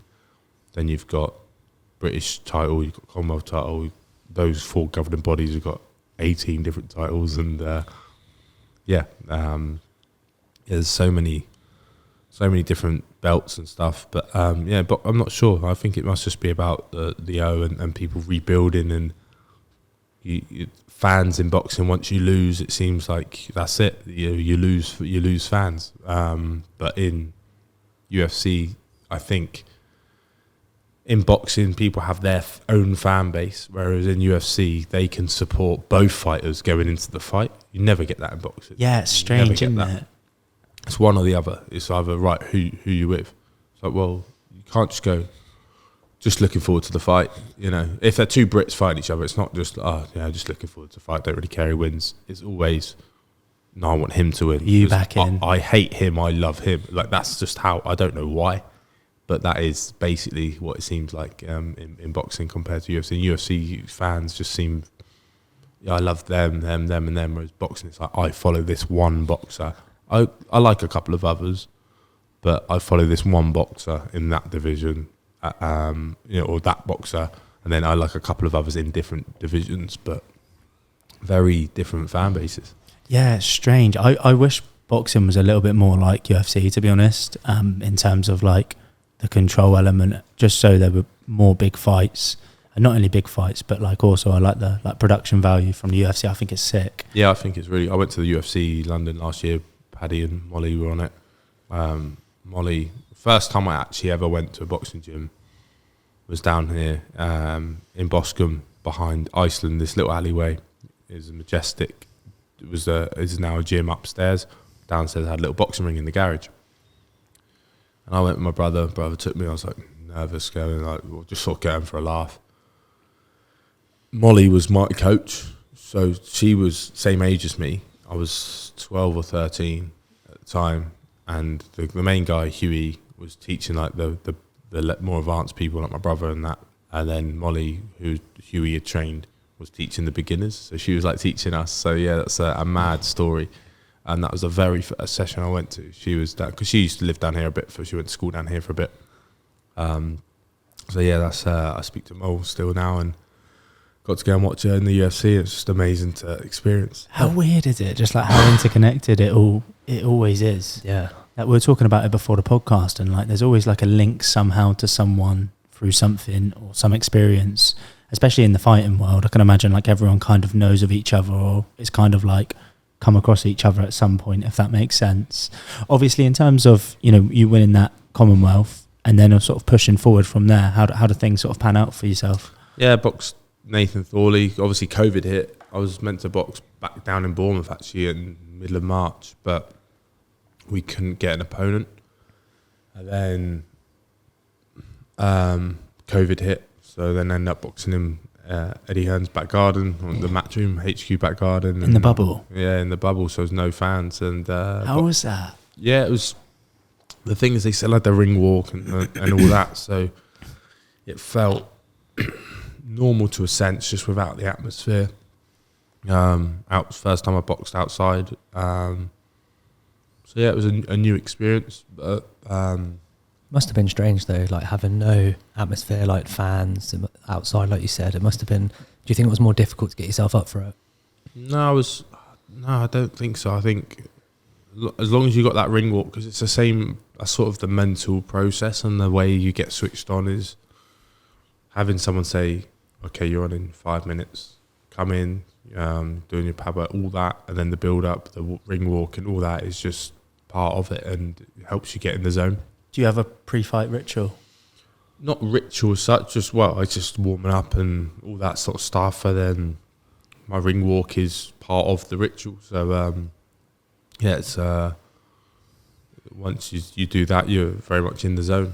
What does the zone like look like to you? It's like when, for example, like you're doing your pads beforehand, but then you hit the ring walk, so like a switch, or you're just relaxed, or like how does it feel, I guess? Once I start warming up, I get hands wrapped and we're still having a joke, a laugh in the change room, and then I'll start warming up. I think once I start shadow boxing, I start switching on mentally, and then I'm like a different person. Like that's it. Like switch gets flicked, and yeah, I'm just in the zone then. So it's just like a completely different person. No smiles, nothing like that. Just switched on, ready to do business. Do you feel like emotionless in that moment? Yeah, really, like quite severely. Like it's mad how I can change into that person, because like outside of the ring, I'm very very happy, very sound, like normal. Just like also like quite a loving, sensitive person. I'd like to think so. But yeah, when I couldn't have my wife in the change room before for a fight or anything like that. Had my brothers in there last time, which is fine, but I'm not speaking to them or anything. But yeah, I just get into this weird zone. What are you like thinking when you're in that zone, or are you just not thinking? Like, are you thinking about the opponent? Like, are you thinking about the game plan? Like, or is it just like dialed in, no thoughts? No, yeah, you're thinking about all those things. You're thinking like in my head, I'm just a beast. Like I'm just a machine. It's weird because like I guess that version of me is my ego. Yeah. Like that's my ego in the ring, and as soon as the fight's over, like I'm not that person anymore. Sometimes you get caught up in it after a big win and stuff, but yeah, very, very, very different to how I am out the ring. And yeah, it's just strange feeling. An alter ego almost. Yeah. Is there anything that you've done to be able to create that alter ego, like through the whole process of like the amateurs going into professionals? Was there any like moments where you thought, I've done this, and it's allowed me to create the alter ego? I think being professional in Change Gym, like I've learned what being a professional boxer is. It's an entertainment business, and you have to be ruthless. As an amateur, I was very much more of a boxer, and not quite as destructive, and was more about the skill and just being outclass someone. That was my mindset. Still had this sort of invincibility aspect and thought process, but as a pro, it's just just being spiteful, and I've sort of learned that in the gym. You've got to be. It's the sport we're in. I've had to learn that whilst being in the gym, being a pro. But I've definitely learned that now, and they're always getting reminded to be spiteful in the ring. Is it not quite difficult for someone like yourself? Because you mentioned you're like a really loving person, so you're quite empathetic. It must be difficult to have to force yourself. I've had lots of internal conversations over the years about it, because I'm like, should this even be a sport? Genuinely. And I'm like, well, it is, and I'm in it now. I can't retrain myself to get to another sport, a level I'm at. And it's governed as well as it can be. But and also if you go back, like it's almost a primitive thing. So I think it's inbuilt in humans in a way. It's natural. So it kind of, I guess that's what I tell myself to make myself be able to accept what it is. But 100% I had a lot of internal conversations, and it's a bit crazy, bit mad, where you obviously are like trying to do damage to someone, but obviously you don't want there to be any long lasting damage. So it's a real weird sort of catch-22 situation for me, in terms of like, I don't want to hurt anyone, but my whole, I like to help people, make them feel good, and the whole job is about destroying another person and trying to knock them out. It's very, very weird, very weird. I genuinely have a lot of, that's how I've dealt with the conversation now with myself, is it's an entertainment business. It's primitive. And this are the things I tell myself to be able to accept it, whether that's right or wrong. I think it's right, mate. But it's the only way I can deal with it. It must be. So the internal conversations that you had, you mentioned that should boxing be a sport, but have you ever had the conversation, should you actually be in the sport yourself? Yeah. If I'm questioning the sport, I have to question whether I should be in it. But the fact it is a sport, sort of, if it is a sport, I can be in it. Definitely don't want to. At one point before I turned pro, I was like, I'm going to box till I'm 50. I was watching like Bernard Hopkins, who won a world title at 50. I was like, I'm gonna beat his record. Roy Jones style. I'm gonna, he's had quite the fall, hasn't he? In his career, which is sad to see. But just you can't go on too long. It's about getting in, achieving what I want to achieve from a personal point of view, winning a world title, and then earning the money and getting out. I've never ever was money driven, but now I realise sort of it's what makes the world tick. Yeah, you need it. And I've got a family, I've had no money earlier on in my career, in terms of the way I spent it and struggled for money, had to borrow money and do this. I've lived like that for way too long. Through my 20s, pretty much my entire 20s were just me borrowing money and just not caring about money and borrowing it to get by and whatever. Whereas now, I'm more self-sufficient, and I've got people who rely on me, like my wife and my child. So, it's much more of a motivation now. So how does the, just jump back on the boxing, how does the boxing pan out? Because you're in the bubble, it's COVID, got a fight at Eddie Hearn's back garden, or like, not back garden, but like you said, what happens? Do you win? What happens after that? Yeah, I won that one, stopped Nathan Thorley, got Welsh guy in the second round, and then then I was meant to box for the British title that November against the guy who I mentioned earlier, who beat me in the semi-final, who I said might have beaten me the year before. Maybe stopped me. I ended up was scheduled to box him for a British title. So a part of me we'd sparred as professionals, but you know, I could get revenge for that, for the loss of many years before, which, you know, he deserved that win. Chip on your shoulder with it. Not even that. Just he's a nice guy. He's a great guy.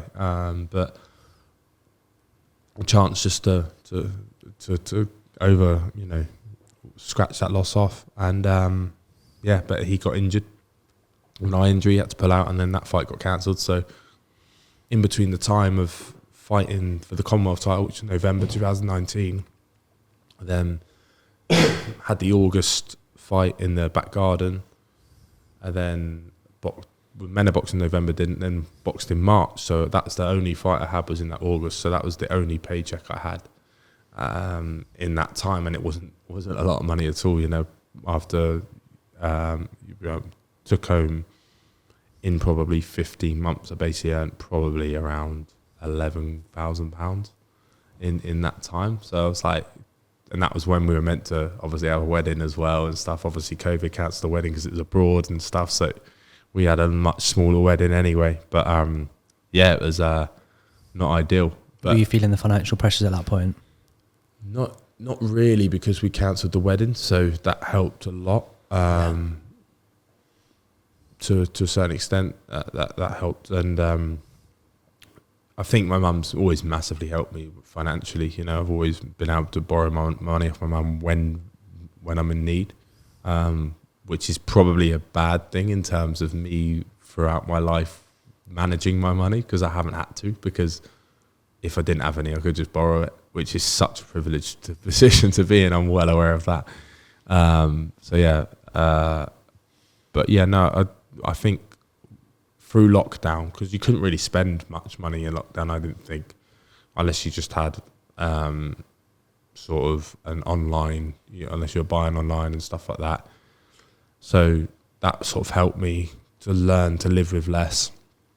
And then I just educated myself on finances and stuff through lockdown, and just tried to come out of it as a better person. And that's something, so I'm very grateful to lockdown for. It sort of helped me and helped me grow. But the money wasn't great, and I think I didn't feel the pressure because I had outlets to borrow from, which I'm very lucky to have.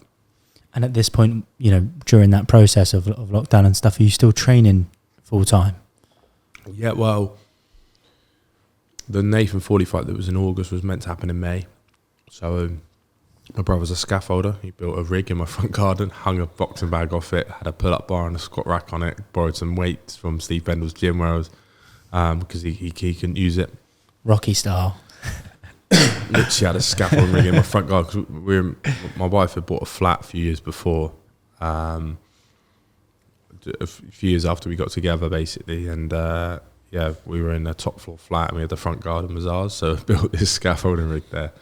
And I was like training out there. Luckily, it was really nice weather, wasn't it? That when the lockdown first hit, so I was out there a lot training.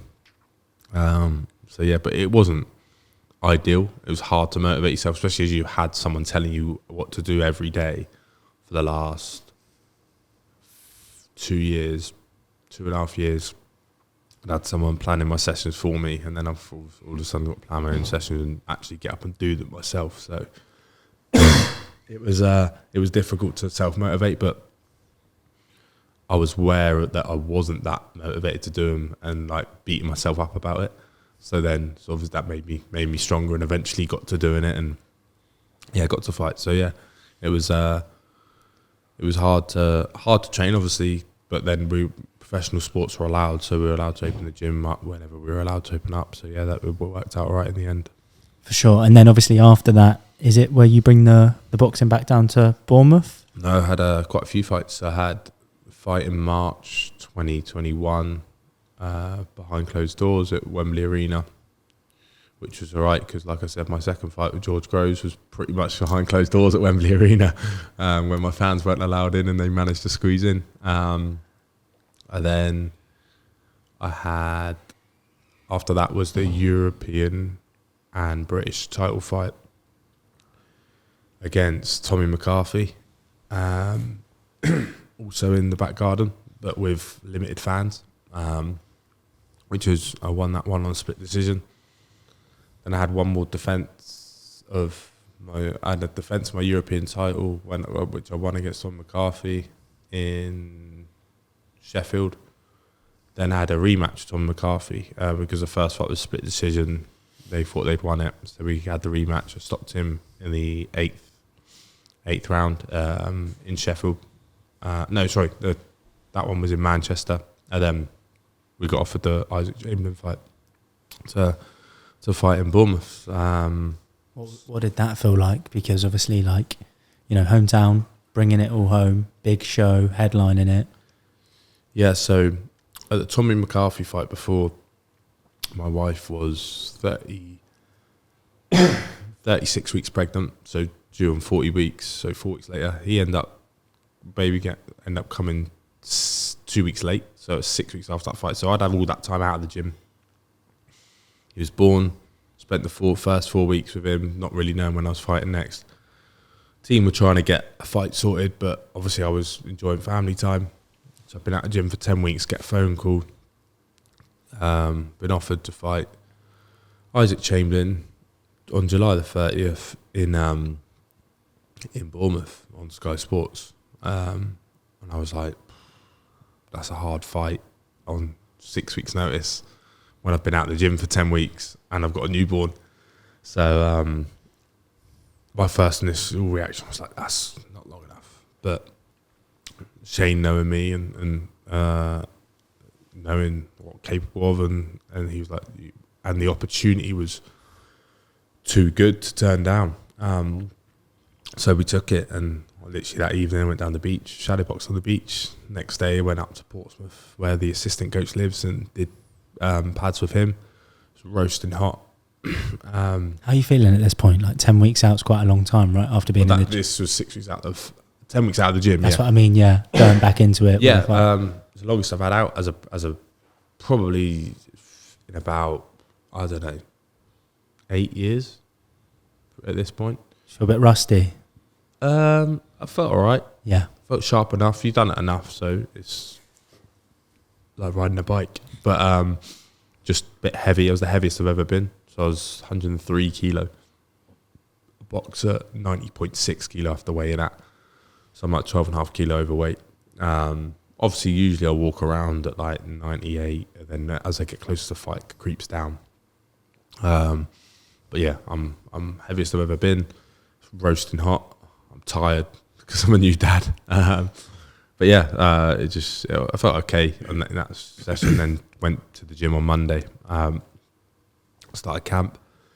Took my wife and child with me for the first week. So they were with me for the first week of camp. And then it was like straight into sparring as well. Usually I'm like conditioned. Had to manage the camp really well, like in terms of not do too much but do enough. Felt terrible all camp. Sparred really badly. Last week I sparred better. So I only had 5 weeks of training because the last week you don't do anything. You're just tapering and sharpening stuff. So 5 weeks of training for a 12-round fight in your hometown live on Sky Sports. So yeah, it was horrendous in a sense, but it was such a good opportunity. There's a lot going against you at that point, right? In terms of like how a normal fight typically goes, like just had a baby, only got 6 weeks to fight, had 10 weeks out the gym, not the best sparring in the initial stages. Obviously with all that, building up to fight night, how did you sort of feel on fight day? Yeah, on fight week, it was like weird because I'm staying in a hotel in my hometown. No one does that, right? You don't go on holiday in your hometown, so you don't stay in a hotel in your hometown. So during the fight week, I'd be like doing my stuff I'd normally do on a weekend, going to my mates' gym or coffee shops with my mates and stuff during the day. And then you have like your media obligations and stuff like that. Like then we had the weigh-in on the beach. So I'm like on my beach where I spent half my childhood. Doing a workout with Sky Sports, and then I'm doing a weigh-in there the next day, and I'm like, what? Like, just taking it all in my stride, but it's in the back of my mind, it's like, what's going on? Then fight day was fine, like I always am. You're just 100% confident in fight day, like I'm good enough, like let's do this, I'm good enough. And then got in there, got into the venue, round the back. I guess I'm kind of half switched on into the alter ego then, because you get dropped off in a car. So you have like a driver. So you feel like the boss anyway, because you're getting driven from the hotel, which is a 1 minute drive away, to the back of the venue. You're going in the back and you're getting filmed walking in. So I guess you kind of have that alter ego then. Then you're in the change room, warming up, get in the zone, and then get called to do the ring walk. And then as I'm waiting for Isaac to do his ring walk, I can hear the crowd just singing Bournemouth songs, loads of AFC Bournemouth fans just singing songs, and I'm like, whoa, that's loud. And then he does his ring walk and everyone's just booing him, and I'm like, I don't like booing, but my alter ego does. In that moment when it's against your opponent. So yeah, it's I was like, I was just in the zone, and I was just like, this is, and then did my ring walk, and the noise is just crazy, like real short ring walk in that venue. But the noise the crowd were making, the atmosphere, I got into sport because of atmosphere. Now I've got thousands of people.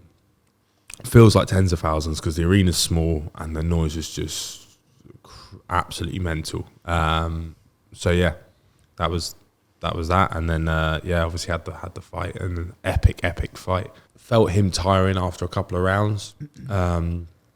So I was just trying to make sure that I was up on my stool, off my stool first. I was knackered at that point, but I was like bouncing off my feet, like. And then after the 8th round, I came back and Shane goes like, "How are you feeling? how your legs, sort of thing?" I'm like, "I'm tired." He goes, "No, you're not fucking tired." I was like, "Okay." So yeah, and then he was like, "Look, the only way you lose this fight is your mind is the only thing that loses this fight. Like you're on I guess in his head, I was at a fork in the road. I can choose to be tired. I can choose not to be tired." So basically chose not to be tired. Josh Pritchard, the assistant coach, going, "Look, come on, Chris, you remember why you're doing this, like for your family, my first fight as a father." So I'm then emotionally charged, but in the right way. And just won the 9th, 10th, 11th, 12th round, and just really, really pushed on. And just the noise after, just mental. Give you goosebumps. Just like thinking about it. Every time I watch it back, literally now, like hairs are standing up on my arms, and just such a sort of massive bucket list check, because I got into sport for atmosphere. Being stood there with your mate's fight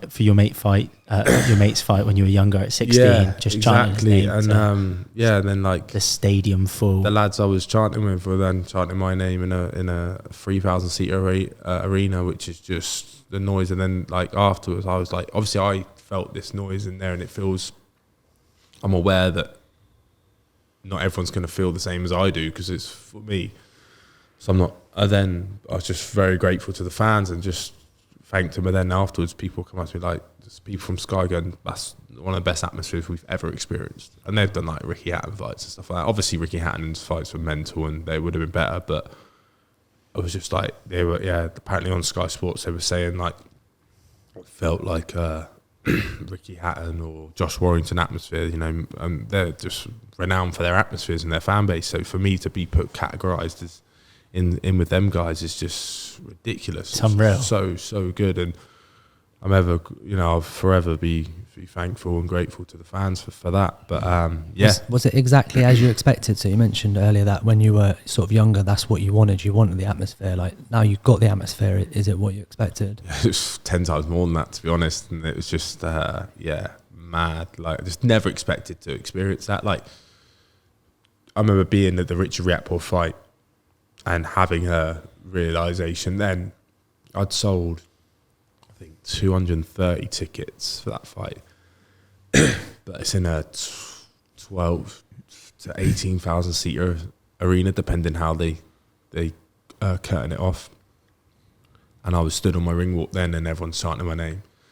And I remember thinking, even in that moment, like, I'm switched on, but wow, like, this is what I've dreamed of. And there's like a couple of hundred people, but in a massive arena chanting it. And I was like, oh, this is sick. And now I'm in like a smaller arena, but 90% of the arena are chanting my name or cheering or making noise. So yeah, it was massive, huge for me. So yeah, it was a huge fight. And then, what did it feel like the next morning when you woke up? Well, that night I never sleep well after a fight anyway, but obviously I was buzzing from the fight. But I got back to change room, went in change room. A few people were in there, a few media in there and stuff.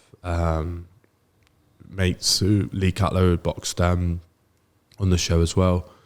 He's in there with Kev, his coach, who I boxed with as an amateur. And yeah, they're in there.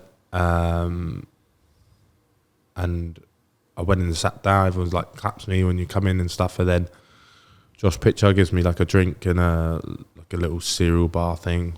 It's like, gives me a fizzy drink. Like, it's like loving that, because that just tastes unreal after sugar. Sugar and liquid. Yeah, and then my wife came in and gave me a hug, and I just burst out crying. I don't know, it was just this weird emotion of, like, I think I put all the negative from fight camp, from the whole camp, in the back of my mind. Missed my baby for 4 weeks, like Sunday to Friday I was away from them. Then, like I said, bad camp, that I'm in my hometown doing all this stuff on fight week. You can't enjoy it too much. You can't be like, this is amazing, because you got a job to do. So yeah, and then the fight was epic, the atmosphere, and then to win that live on Sky Sports in your hometown, all those emotions all in one just came out when she hugged me. I was like, that was everything I dreamed of and more, and everything that's gone wrong, and it's been missed you and Frank, my boy. It just all came out there, and it wasn't happy, it wasn't sad, it was just emotion. Raw. It was just so raw, and yeah, I had no idea why it was. Never ever, at one point did I think that would happen. It just happened. Like I said, I'm a sensitive person. Like, I cry now and again, but it was just so weird. I never thought about that would happen in that situation. But yeah, just like you said, raw emotion, just mad.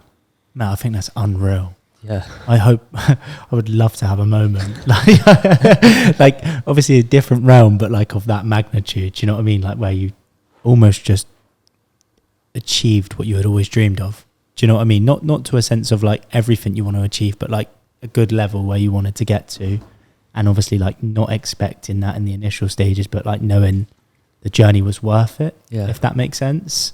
Yeah. Obviously after that, huge win. What happens next in terms of...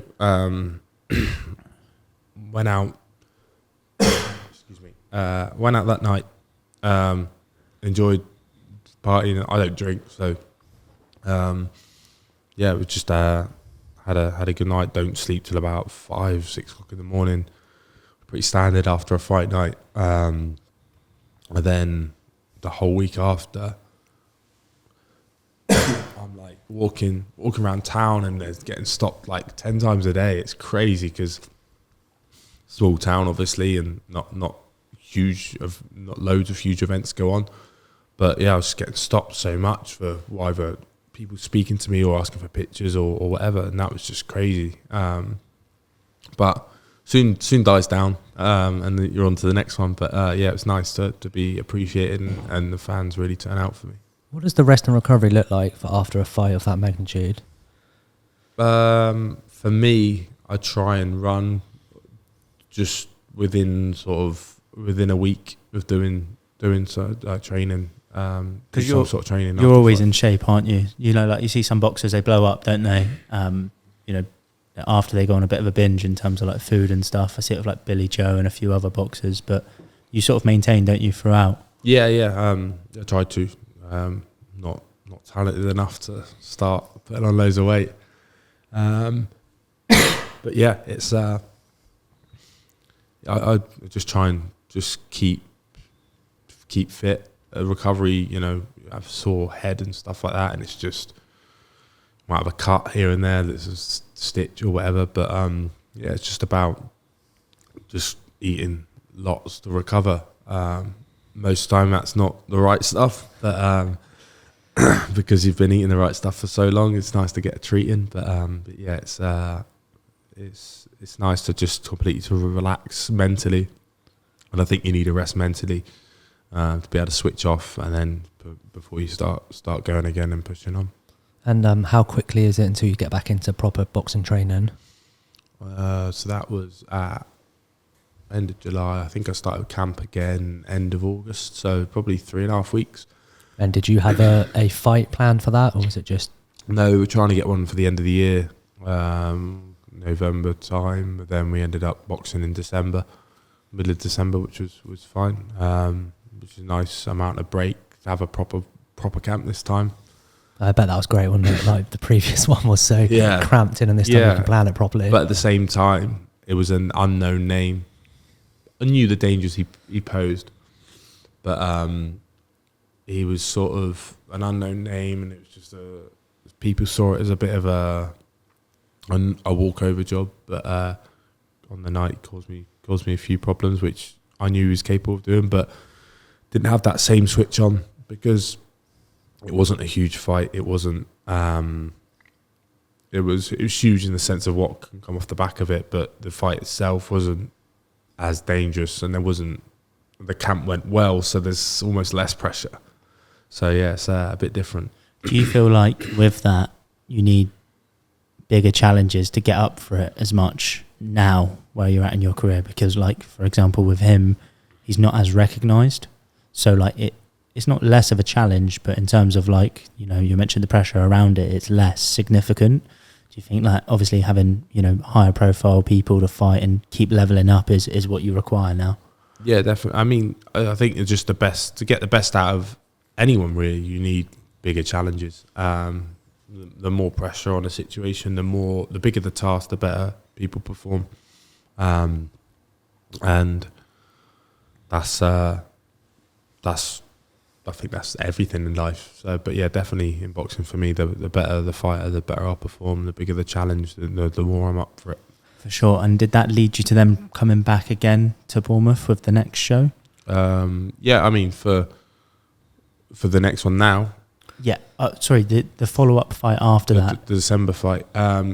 Yeah, Sky Sports said, and Boxer said it went so well that they wanted to put on another show down here. So thankfully we got that over the line. Yeah, and how did that sort of come? I guess how did that sort of get put forward? How was it? Was it your camp that sort of pushed for that, or? Yeah, we had conversations with different promoters. Matchroom, which is Eddie Hearn. They couldn't promise me a Bournemouth fight, which is we insisted on the contract. But Boxer and Sky Sports could.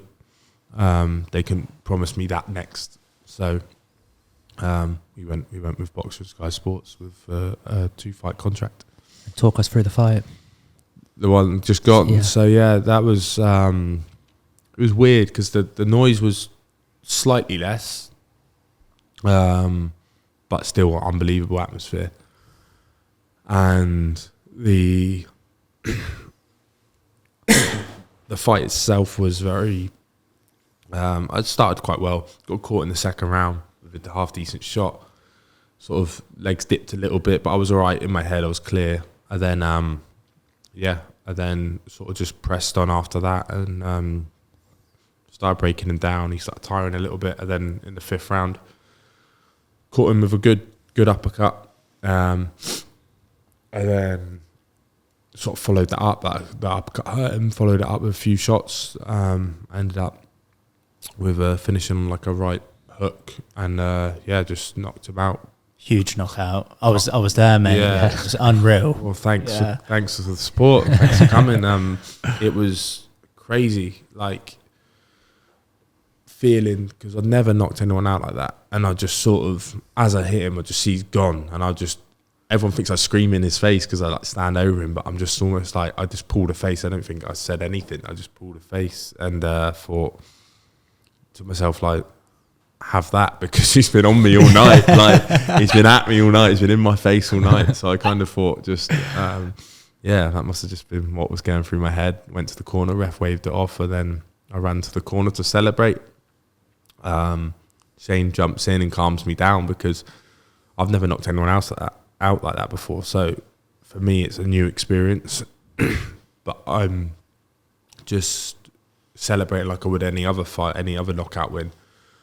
And then, he calms me down and says, look at the situation, like, sort of calm down, because, you know, we don't know how he is. And I was like, you know, I was very grateful for him to doing that, because that's when the alter ego leaves, do you know what I mean? Well, after the fight, very respectful, and like to be as respectful as I can towards my opponents. And I wasn't in that moment, but celebrating isn't disrespectful to your opponent. It's enjoying the moment. Everyone does the same thing, and enjoying it, trying to enjoy it with my fans. For me, it was very much like, soon as the ref waved off, we've been promised this, or like we've been talking about a stadium fight for a world title. So as soon as the ref waves it off, that's my next thought, is I'm going to fight at, you know, AFC Bournemouth for a world title. So I've ran across the ring and that was just what was going through my head. And rightly so, Shane came and calmed me down. I think it just, thankfully, he was all right. From like a spectator's perspective, it just looked like emotion, mate, like raw emotion. Like, it just looked like you were celebrating. Yeah. I mean, that's all it was. But I wouldn't want to celebrate if someone had gone badly wrong. Do you know what I mean? Yeah. What was the feeling like compared to the last one? Because you mentioned the crowd was a little bit less noisy. The fight was different because this time you're fighting somebody who's not as well known. So what was the feeling like? Yeah, I think you know, it's different because it's a knockout. The last one was points, and I knew at the final bell I'd done enough in the Chamberlain fight. But when you knock someone out, it's definitive. And boxing's the only sport that when the final bell goes, you don't know the result. So, well, combat sports are the only sports that do that. Football, you know the result. Basketball, you know the result. Like, everyone knows the result when the final buzzer, bell, whistle, whatever it is, goes. But boxing, you don't, or in combat sports, sorry, you don't. And my amateur coach said that to me, and I was like, that's a very good point. Like, but against Isaac, I didn't think I was going to get robbed or anything. I asked the corner, you know, I was like, what have you scored that? And they said by 3 rounds. I was like, only 3? I was like, but they're always harsh on me. So I was like, I'm thinking I've won that like 9 rounds to 3 sort of thing, and that was the final scorecard on all 3 judges. So it's nice to know that I had that in my head, like an idea roughly, but I knew I'd won it clear enough. So yeah, but then when you knock someone out, it's definitive, it's there and then, and like it's just raw emotion that comes out. So different in the celebrations, and also I knew what was off the back of it was talk of a world title fight at the stadium. So. And I assume that's been the ultimate dream from the start, is a world title fight locally in Bournemouth as well, at FC Bournemouth Stadium. Like, it's a massive venue. Yeah, I sort of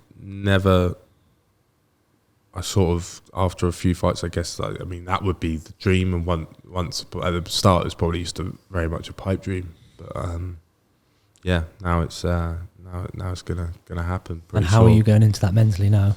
Yeah, I mean, it's not fully signed. I mean, it might be by the time this goes out, but we're working on it, which is super exciting. And I've got nothing to lose, but everything to gain. In a way, but at the same time, the purse will drop massively if I lose. So there's the financial pressures. I'll probably be getting probably a 30% of the purse of my next fight from the fight after, if I was to not win. And then on the flip side, maybe 3 times as much if you do win. So, after this fight, there's going to be 3 times as much or 3 times as little. So it's a huge gulf. But an opportunity to win a world title at a stadium I used to be a season ticket holder at and still support the team massively it's a dream come true to have the opportunity. So let's go and win it. I'm sure you will, mate. What actually drives you at this point? Because you've had a really long career in boxing, been through ups, been through downs. Like, what's the driving factors behind wanting that world title? It's just always been. I've always wanted to be the best at everything I've done. So I've got this. I guess my inner child is always the competitive nature, the achievement side. Now with a family as well, there's definitely financial, drives as well. But yeah, that's they're the main 2 drives. I want to win a world title, number 1, and then after that, I want to make money because that's the world the way the world works. And you've got a kid, haven't you, as well? Like raising a child. Got a family, and it's we're gradually getting there, and we're doing the house up at the moment, which is draining the pot. It's nearly empty, so I need to fight again to pay off some more contracts, and it's like you said, it's for my family. That's class. And I guess that kind of brings us like full circle up until today, and we always leave it on a couple of questions. Do you think you would ever step up to heavyweight? See, when I got asked this earlier on in my career, and I was like, I very much doubt it, and never say never, but I very much doubt it. But financially, it's the most lucrative division. So, like I said, one of my drives is money. Win my next fight, become world champion. And then there's opportunities to unify and make some money. But then, if you do that, then there's a big fight at heavyweight for silly money. Then you'd be silly to turn it down. Which is weird hearing me say that as someone who's always sort of prided myself on not caring about money. But yeah, I guess in that sense I've changed quite a lot. And not necessarily just boxing, but what's on the next chapter for just you as a person going on? Because boxing obviously can't last forever. So yeah, I mean, soon I'm actually starting my podcast back up, my own one, Perfect Athlete podcast. Video, got some exciting guests lined up, like Aaron Ramsdale. He's going to come on maybe either before or after he becomes Premier League champion. So not sure which it will be, but he was at my Isaac Chamberlain fight, and he used to obviously play for Bournemouth, and we become friends because he was doing a bit of boxing as one of his sessions when he was down here, trying to get some big names on that. So that should be good. And then probably like to go into punditry, maybe managing fighters and a bit of coaching. Coaching takes up so much time though, and with a family it's definitely difficult, and it's almost not worth the money because you get a lesser percentage being a trainer than you do as a manager, where you can manage fighters, and managing is very much about networking and phone calls and knowing the business, whereas I'm making sure the fighters are all right, of course, and set up, but training's 6 hours a day and training lots of fighters, and you get 10% of their purse, and then if you're not giving big earnings from the start, you got to, and that's just a long process. And with a family, I don't know if I'd be able to do that. But yeah, you never know. You might get a good talent who's got a good deal from the start, want to train with a former world champion, and whatever. So that for me, I think I'd be involved in boxing a little bit. Definitely be involved in sport somehow. Hopefully do a bit of punditry, carry on the podcast, and just enjoy life. Some real, mate. Obviously, we're going to leave it on that, but just wanted to say thank you so much for coming on today. We'll both be at your fight, and we definitely want to see you get that world title for sure. Nice one, gents. Thank you. I appreciate the support in the past and in the future. Cheers, mate. Cheers, gents.